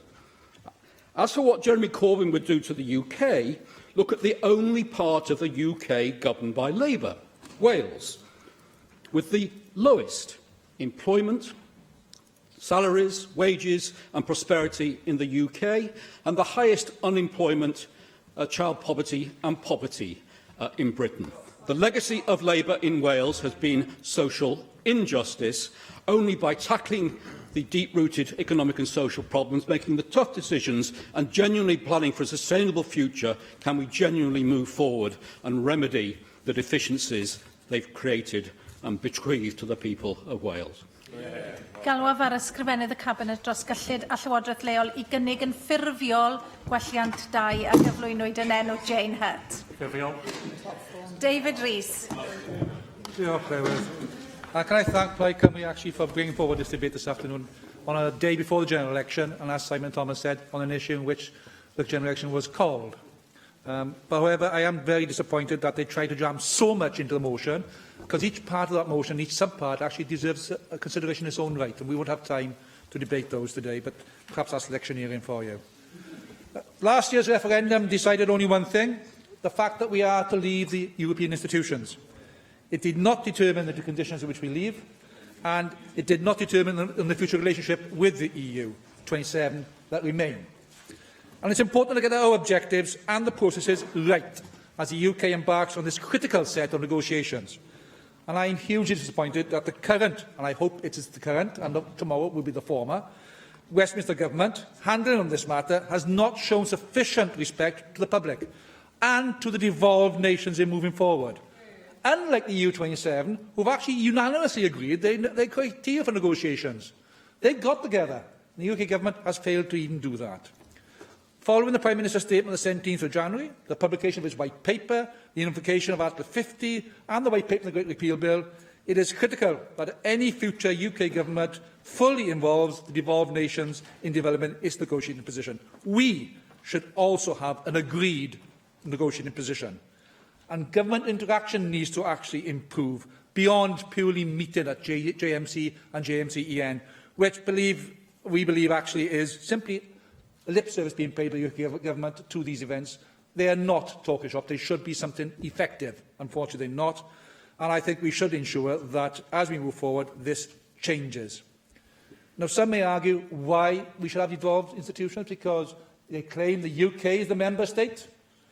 Well, evidence has demonstrated that the complexities of the relationships between the EU and devolved nations, as a consequence of the devolved competencies, together with the impact upon devolved economies of any terms of any trade agreements that will be made with the UK, definitely require direct involvement of our elected government. Llywydd, the Welsh Government's White Paper, produced in partnership with Plaid Cymru, has placed the economy at the top of the list of its priorities, and justifiably so. Our economy is the key to our prosperity across the nation and the ability of Welsh businesses to trade without barriers, whether financial or regulatory, and it is critical to allow them to grow. It's already been highlighted by Adam Price in his opening point about the relationship with steel and my constituency and the impact it would have if we don't get this correct. Now, a difficult divorce resulting in a WTO Brexit would mean crippling tariffs placed upon our exports, which would more than likely lead to job losses the decline of our automotive and steel industries, the probable demise of our major components of our manufacturing sector, loss of the major export market for our food and drinks industry, and undoubtedly damage to the developing financial sector within Wales. And whilst we talk about trade, also reflect upon the R&D. Last night we were proud to hold the Science Day Assembly event here in the Senedd, and I hosted it alongside Simon Thomas and Nick Ramsey. And we were reminded by Simon about the recent paper published by the 4 societies across the UK and the impact of EU funding on research and development and innovation here in Wales, Wales in particular, and in the UK, based upon EU funding. Now, the EU research funding can help develop our economic future, and we should not lose sight of that, because no mention has been mentioned about replacing that money, and yet it's billions being lost. 9 billion between 2007 and 2013 into the UK, not being talked about being replaced. So we can't also ignore the impact on non-tariff barriers, which will diverge from those of the EU once we leave, and they will diverge. Such barriers could actually equate to a cost equivalent to a tariff of 22% on shipping or transport equipment.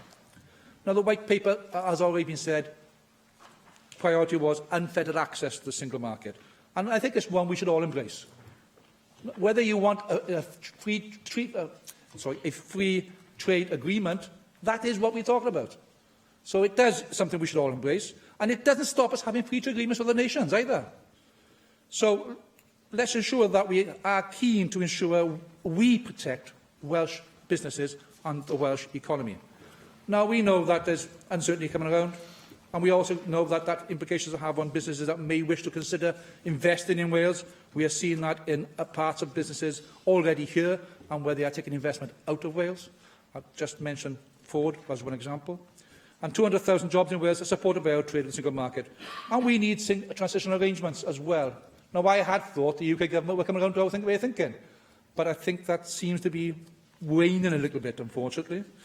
Now, the UK government may have a mandate for us to leave the European Union, but there's no mandate to use Brexit as an excuse for wrecking our economy, slashing the minimum wage and sparking a bonfire of workers' rights, environmental safeguards and hard-earned social protections as they negotiate our exit under Article 50, and then, remember, it's going to follow, and then the future relationship with the EU 27 under Article 218, they must and should accept the constitutional structure of the UK has changed, and the interests and priorities of devolved nations cannot be ignored.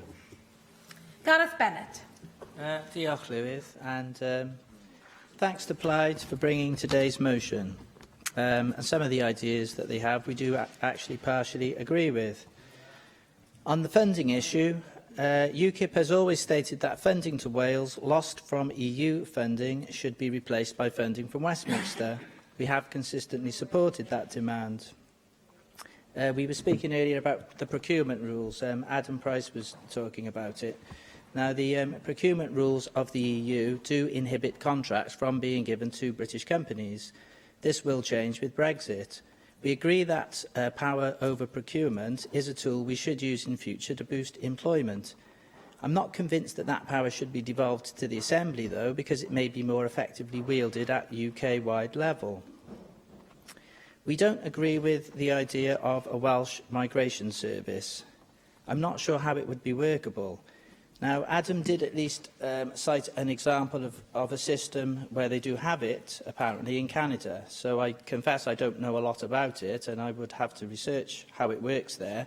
But unfortunately, yes, of course, Google, but he only mentioned it today. But we will do Google. We'll do Wikipedia too. But it would have been useful if you could have actually articulated today, perhaps, how that system works, but given the time constraints of a 30-minute debate, perhaps that was difficult to achieve. There will be public anxieties about how such a system would work. How will you stop people moving from Wales, where they would have a visa to work, into England, where they wouldn't have a visa? The UK Border Agency is struggling to deal with illegal immigration as it is, and this scheme will just make their job much harder. It seems to me to be a backdoor way of actually keeping freedom of movement, which to me would be a negation of the Brexit vote. And of course, Wales did vote to leave, the same as England. We also don't agree with your proposal that the Welsh Assembly... I can't take interventions this week, Cream, because it's election week. Back to normal next week. It's a new one. It is. I like to come up with new ideas. Just for clarity, that is a Gareth Bennett policy, not a full chamber policy. We don't agree with your proposal that the Assembly should have veto power over any Brexit deal. The Welsh Assembly does. I appreciate Di Rees has just made some arguments to the contrary to what I'm going to say, but the Welsh Assembly doesn't have any devolved powers to deal with immigration or international trade. What would actually happen if Theresa May did negotiate a Brexit deal and then the Welsh Assembly actually vetoed such a deal? You would simply provoke a constitutional crisis, which could lead many people to question the very existence of the Welsh Assembly itself. So my advice on the question of the Brexit veto is tread very carefully. Thank you. Galwaf ar ysgrifennydd y Cabinet dros gyllid y Llywodraeth leol, Mark Drakeford. Diolch yn fawr, Llywydd. There's much in the motion before the Assembly this afternoon with which the Government would agree.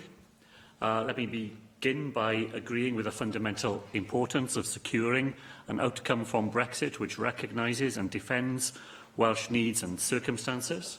And I want to put on record the additional effectiveness of our ability to do that because of the joint work which has gone on between the parties in government and Plaid Cymru on this matter over recent months.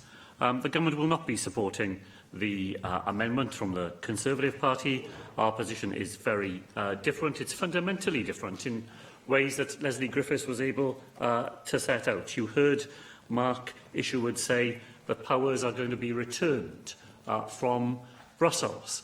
Now, if any member has an opportunity to do it, I recommend to you the speech made by Sir Emyr Jones Parry to the Learned Society of Wales on the 17th of May this year, which deals with a wide range of issues to do with Brexit. But what the former ambassador to the United Nations says there is very clear. Personally, he says, I don't believe that powers are being returned.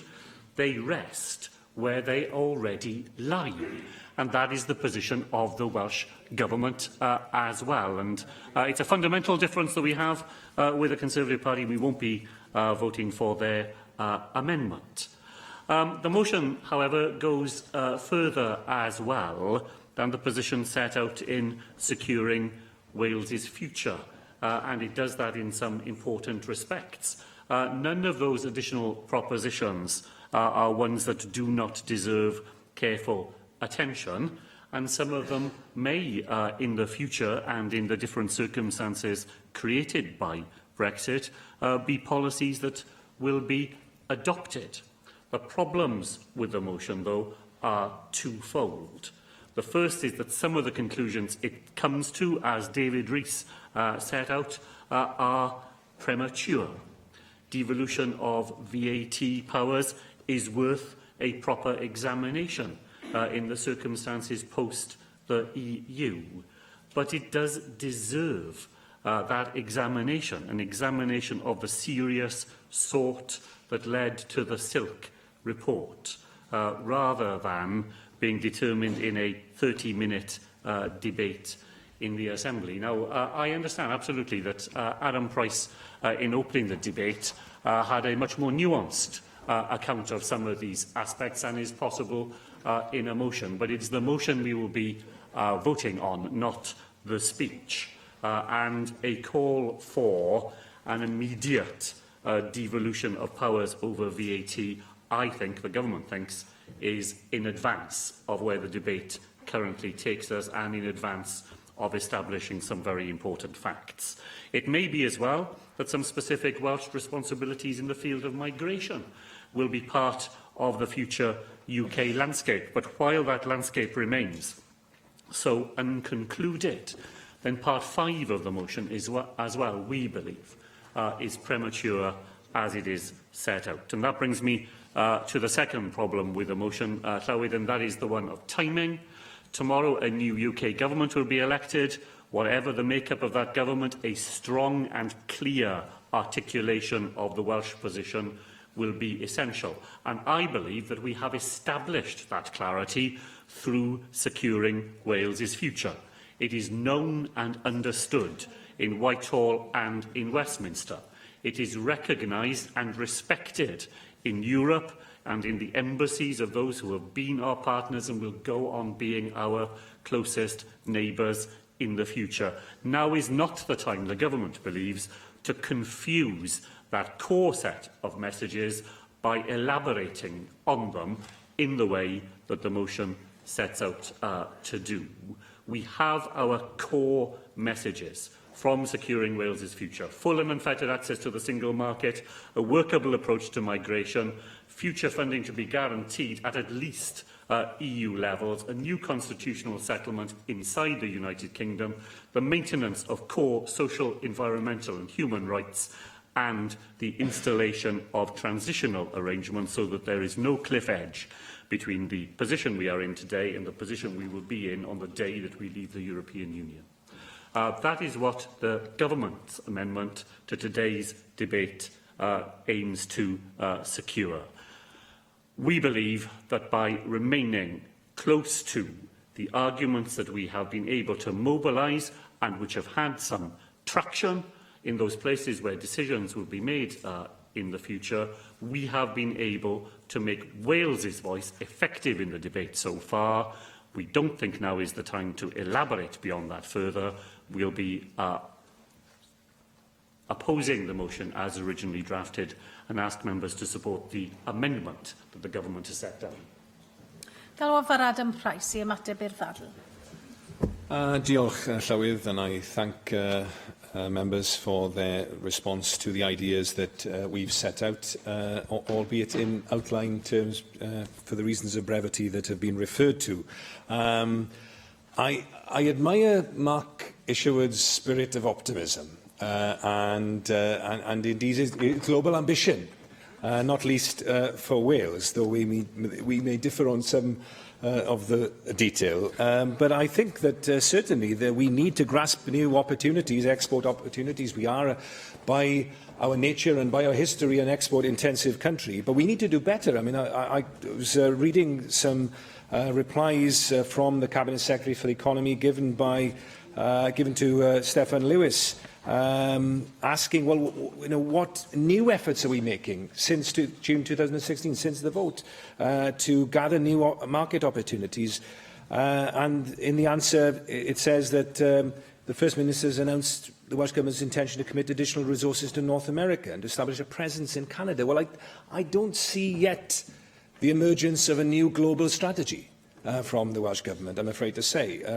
I mean, there is an export visit to Qatar in October, which we may need to revisit in the light of the earlier discussion.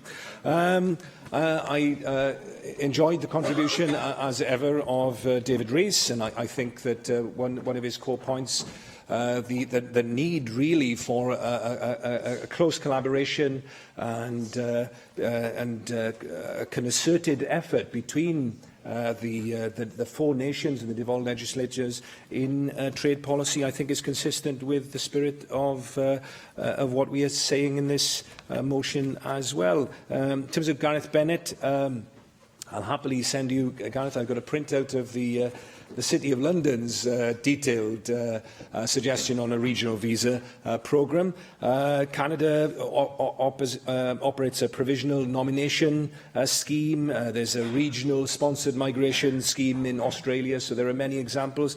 Indeed, even Scotland, despite the fact that migration isn't devolved, did have something similar in the Fresh Talent Scotland initiative back in 2005. So I hope that whets your appetite, Gareth, to delve deeper into this subject area. I welcome the Cabinet Secretary's acceptance that many of the ideas that we've set out here for the post-Brexit strategy actually are worthy of further consideration, and we'll take that forward in discussion with him. I have to say... Amser ar gyfer y ddadl yma ar ben nawr. Diolch.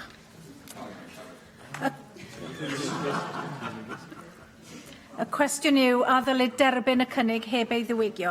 A oes unrhyw aelod yn gwrthwynebu? Gohiriaf y bleidlais ar yr eitem yma tan y cyfnod pleidleisio. Dyma ni'n cyrraedd y cyfnod pleidleisio ac mae'r bleidlais gyntaf ar ddadl y ceidwadwyr Cymreig ar yr anghenion tai, a dwi'n galw am bleidlais ar y cynnig a gyflwynwyd yn enw Paul Davies. Agor y bleidlais.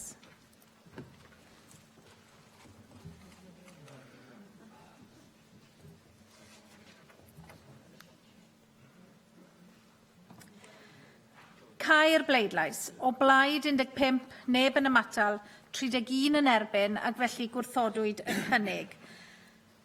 Pleidlais ar welliant 1. Os derbynir gwelliant 1, caiff gwelliannau 2 a 3 i dad ddethol. Dwi'n galw am bleidlais ar welliant 1 a gyflwynwyd yn enw Jane Hutt. Agor y bleidlais.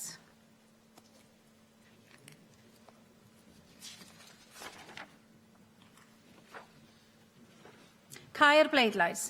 O blaid 26, neb yn ymatal, 21 yn erbyn, ac felly derbyniwyd gwelliant 1. Pleidlais ar welliant 4. Galwaf am bleidlais felly ar welliant 4 a gyflwynwyd yn enw Rhun ap Iorwerth. Agor y bleidlais.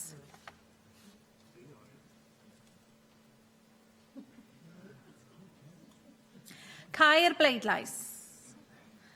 O blaid 11, neb yn ymatal, 36 yn erbyn, ac felly mae'r gwelliant wedi i wrthod. Galwaf nawr am bleidlais ar cynnig wedi ddiwygio. Agor y bleidlais.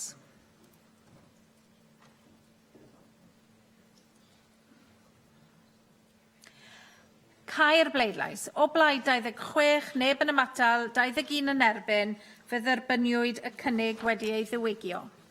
Bleidlais nesaf ar ddadl Plaid Cymru ar y diwydiant amaeth a gadael yr Undeb Ewropeaidd. Galwaf am bleidlais ar y cynnig a gyflwynwyd yn enw Rhun ap Iorwerth. Agor y bleidlais.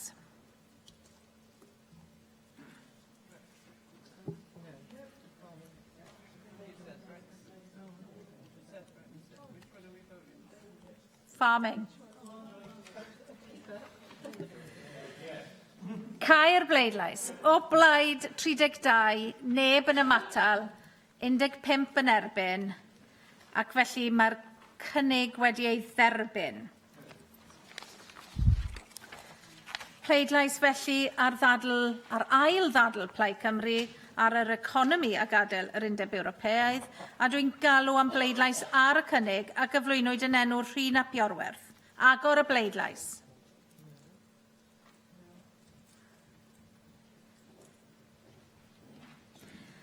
Cau'r bleidlais. O blaid 7, neb yn ymatal, 40 yn erbyn, ac felly fe wrthodwyd y cynnig. Gwelliant 1. Os derbynir gwelliant 1, caiff gwelliant 2 ei ddad ddethol. Galwaf am bleidlais ar welliant 1 a gyflwynwyd yn enw Paul Davies. Agor y bleidlais.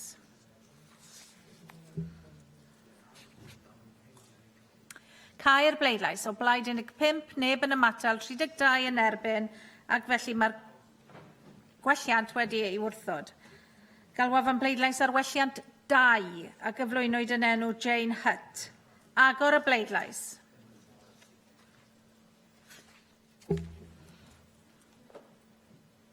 Cau'r bleidlais.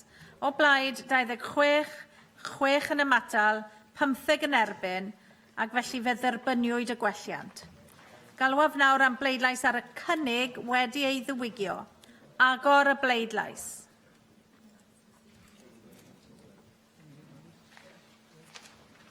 Cau'r bleidlais.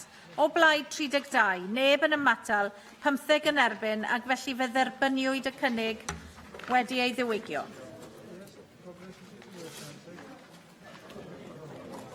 Yr eitem nesaf ar yr agenda yw'r ddadl fer. Gadewch y Siambr yn gyflym ac yn dawel cyn I fi alw'r ddadl fer. A dwi'n galw felly ar Mike Hedges I gyflwyno'r ddadl. Thank you, Presiding Officer. no one has wanted a minute in this debate, which I'm hardly surprised. I think most people have got other things on their mind. It's probably a bad day to have this debate. I mean, it's not only the eve of a general election, we've already had one housing debate today. But I think housing is one of the great challenges facing all of Britain, including Wales. The post-war period, in terms of housing, can be broken into two periods. First, the period 1945 to 1980. During that period, we saw a huge growth in council housing, the building of a large number of new estates, especially in the larger urban areas. We also saw the growth of own occupation and the start of the building of large private estates, again predominantly in urban areas. Now, housing has changed a lot in the last 50 years. I would say not all for the best. There has been a large increase in empty properties. There has been a change in housing tenure, an increase in the number of single-person households, increase in pensioner households, increase in young people in housing and multiple occupation, especially but not only students, as student numbers have increased considerably. Council housing has declined through the sales and the failure to build. There has been a substantial growth in housing associations. The decline in the private rented sector of the 1960s and 70s, where by the end of the 1970s, privately rented really often meant only student accommodation. That's been reversed. Both the large-scale owners and those using an additional house as an alternative to a private pension. There's been a huge increase in it, especially in areas which historically have not been associated with having privately rented accommodation. The consequent benefit changes demand has increased for smaller size accommodations. I wish to concentrate on cooperative housing. With the average age of first-time buyers being 37, expected to rise to 40, it's perfectly clear that the current housing system needs to be changed. Hefty deposits, difficulty in securing affordable mortgages from lenders, and the overall lack of good quality housing, amongst the many reasons, have been attributed to continuous rise in the average age of first-time buyers. For many people, the dream of buying their first home has been put on the back burner, and the only remaining options are to either move back in with their parents or to rent the property on their own or with others for many years, with the aim of saving up enough money for a deposit. And as house prices keep on increasing, that becomes more and more difficult unless the bank and mum and dad can come to the rescue. Unfortunately, for a large number of my constituents, they haven't got a bank and mum and dad to go to. Despite this, the idea of home ownership remains the ultimate aim for the vast majority of people. The Bevan Foundation, in a recent report, produced the following key messages. Not enough new homes are being built to meet projected need. Owner occupation costs more than 4 times annual earnings in almost all parts of Wales, and more than 6 times annual earnings in many areas. I mean, I remember buying a 3-bedroom semi-detached house in Annisvogan, which I think is it's in a lovely place in Morriston, at twice the salary, and the mortgage I had was twice the salary I was earning as a college lecturer. I would not be able to get anywhere near a college lecturer's salary. I need 4 times a college lecturer's salary now to buy a house, the same house. I mean, that's made a huge difference to people like I was, a college lecturer who was would have expected to find ease of joining the only occupation, which we did in the 1980s when I joined. It's moved rapidly away from many of them now. Social and private rents take up more than a quarter of earnings of the least well-off workers in most parts of Wales. Under the New Act 2014, duties about 29 households a day are homeless and seek help to secure accommodation from their local authority. The pressures worst in Pembrokeshire and Ceredigion, where all tenures are the most unaffordable in Wales. New house completions are relatively low and homelessness is above average. People are generally satisfied with their accommodation, but those in social housing and deprived households are much less satisfied than others. Behind every piece of data is an individual person or a family. I think that we talk about housing, we talk about a lot of things in the abstract, as if it didn't affect people. This is all about people. And I've visited people living in houses which you can feel the wind coming in where the window doesn't fit properly. I've visited people where they go to bed at 7 o'clock or they can't afford to heat it. And these are people whose heating costs are probably more substantial than you Deputy Presiding Officer or Acting Deputy Presiding Officer or mine, because they are it's incredibly expensive to heat some of these houses which have got single glazing, which are not wind and weatherproof, and these people are paying a lot more than we are. And I think it's deplorable, and it's something that needs to be addressed. The UK has been traditionally dominated by two types of housing tenure models: owner occupation with a mortgage, and that of rented either privately or from a social landlord. In other parts of the world, however, there is a third form of housing tenure with housing cooperatives. In fact, anybody who watches American sitcoms and others will often hear them talking about the co-op. There's not a shop down the road for them. It's a housing cooperative, and they're quite. It's not for the poor. It's for everybody. In fact, some of the housing cooperatives are in some of the most affluent parts of New York. Under housing cooperative tenure, members of that cooperative have the collective power to manage the accommodation between them. This involves taking responsibility for duties such as arranging repairs, maintaining the property and making decisions about the rent. As decisions made by the members, the principle of both community ownership and democracy are placed at the heart of the housing cooperative model. There are strong housing cooperative sectors in countries Sweden, Norway, Canada, Austria and Turkey, as well as the United States of America. In Sweden, for example, two large cooperative organisations provide over 750,000 homes, or about 18% of the total population of the country is living in cooperative housing. In Canada, which began housing cooperatives in the early 1970s, there are now over 400,000 living in cooperative homes. To put these figures into a domestic perspective, there are more cooperative housing homes in Vancouver than the whole of the UK. With housing estimated less than 1% of the people in the UK live in a housing cooperative. Creating affordable long-term solutions for the housing market is something cooperative housing can do. A report was published by the Conservative government in 1995 entitled Tenants in Control, an evaluation of tenant-led housing management organisations, which, to astonishment of many, including myself, concluded a cooperative housing model not only were cost-effective, but also provided their members with a number of significant benefits.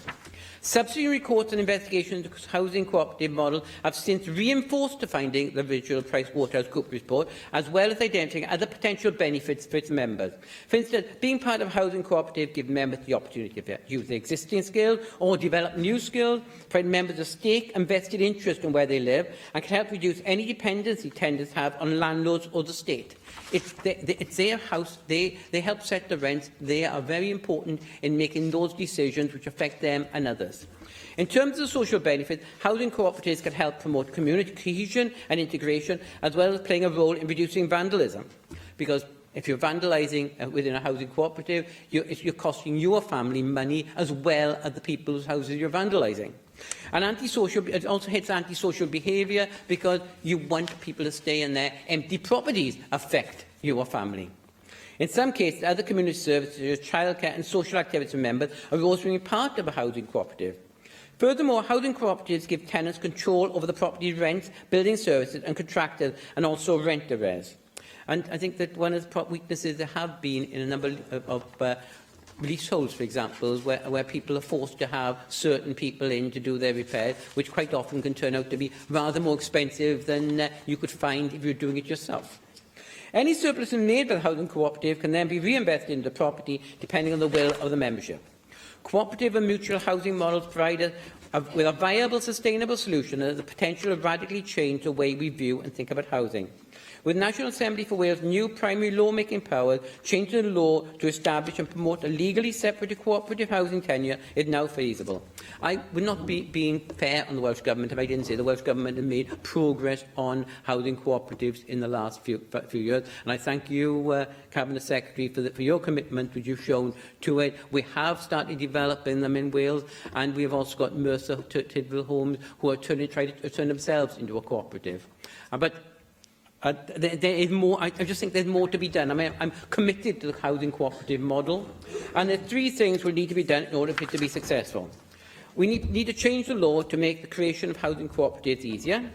Second, the lenders need to be convinced of the security of their lending, which may entail a Welsh Government underwrite. It's one of the things that always amazes me. They're quite happy to lend to housing associations which have a set put together in a certain way, but not to cooperatives which probably have greater strengths of support within their organisation in order to ensure that they are able to be financially viable. I think that's the key. We want them to be financially viable.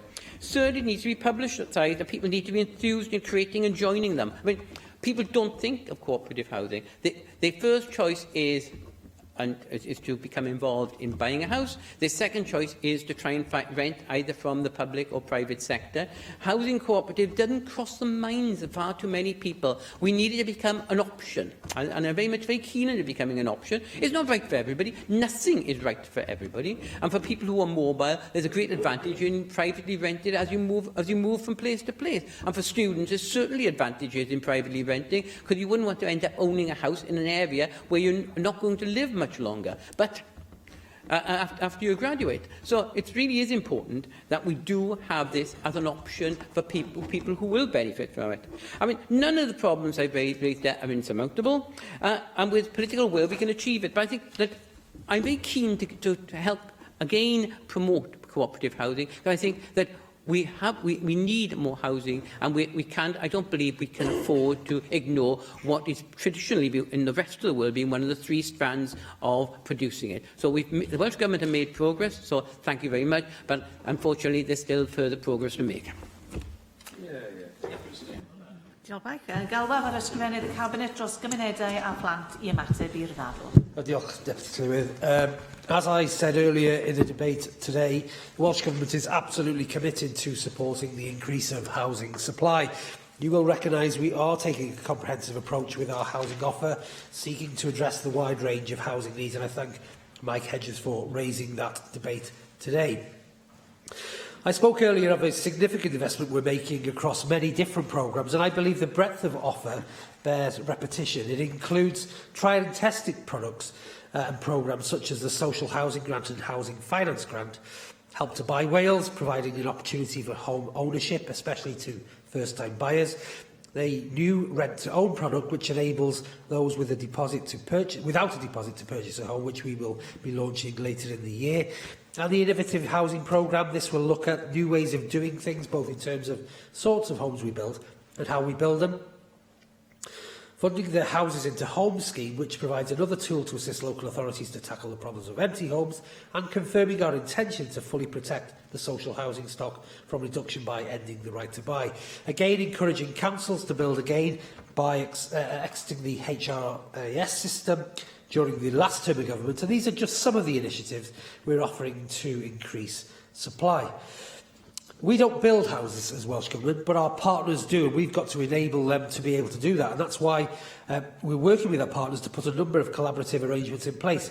This includes a housing pact with the WLGA and CHC, a house builders engagement programme, including representation from SME businesses, Land for Housing initiatives, the Cooperative Housing Stakeholder Group, and the Rural Housing Strategy Group, to name just a few. And I share, Mike, your enthusiasm for cooperative housing. I've visited cooperative housing schemes and seen for myself the benefits that the model brings to tenants. And you're right, the ownership of the suite of tools in a cooperative housing scheme gives people much more confidence in the ability to do that. And we are really pushing hard to give communities that confidence that they need. And it's been incredibly difficult. And I, like you, am perplexed why it hasn't taken off in Wales as it has in other countries. We continue to work hard to do that. Cooperation has a rich history in Wales, however, historically featured on a large scale in other parts of Europe and America. We want to change this, and working with you and others who are committed to the cooperative housing scheme, we should hope to gain some momentum. People can get involved in the governance of the cooperative, taking ownership of the issues that affect their lives democratically, deciding on solutions, and I expect the pilot scheme of £1.9 million of capital funding to help and support development of 3 cooperative schemes here in Wales, providing 87 new homes for communities. We recognise the different skills that are needed when requiring the development of cooperatives, and we are working to provide revenue funding with the Wales Cooperative Centre to provide emerging housing cooperatives support. And this community development expertise has been used to support groups which I've seen, as I mentioned earlier on. Over the last 5 years, I believe we've built a platform cooperative housing to develop and grow, including legislating to allow mutual housing cooperative grant assured and assured short-hold tenancy, strengthening their ability to develop affordable housing schemes. And I'll be interesting to have a further conversation with Mike Hedges in regards to the legislation he believes is required to build the opportunities in cooperatives that he recognises. Across both housing debates today, Llywydd, I've explained the comprehensive and innovative approach, and of course, while we may differ in politics on some sides of the chamber, what we all do agree is that we do need to increase the housing supply across Wales and across the UK. And it's important to remember that added value housing investment provides by creating new jobs and also training opportunity. It also helps keep local businesses viable, and the housing sector in Wales has already delivered very significant community benefits to our joint efforts and to improve the bit of the way that we build homes, of course. At this stage of the afternoon to help build consensus. And we do need a range of models. I think that's very, very important. Mike Hedges said, you know, for the foreseeable future, many people will not be able to become homeowners. And cooperative models, I think, give that, it's a bit of an in-between situation in many ways, because you have responsibility for setting policy and for, you know, maintaining the properties and that.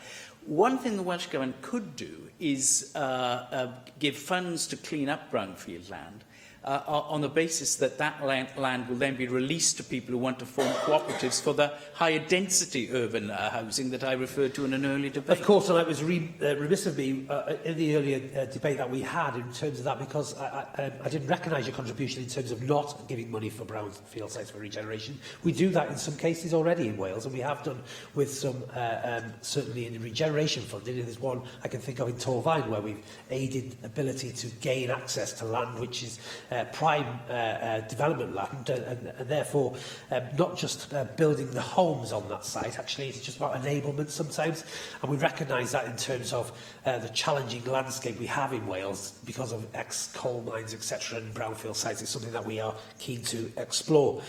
I recognise there's much more to do, Llywydd, in terms of housing and the needs across Wales, and I will continue to work with all partners to develop the ways of increasing supply. Whilst doing this, I want to ensure we remain focused on building homes and building successful communities for us here in Wales. Diolch yn fawr. Thank you.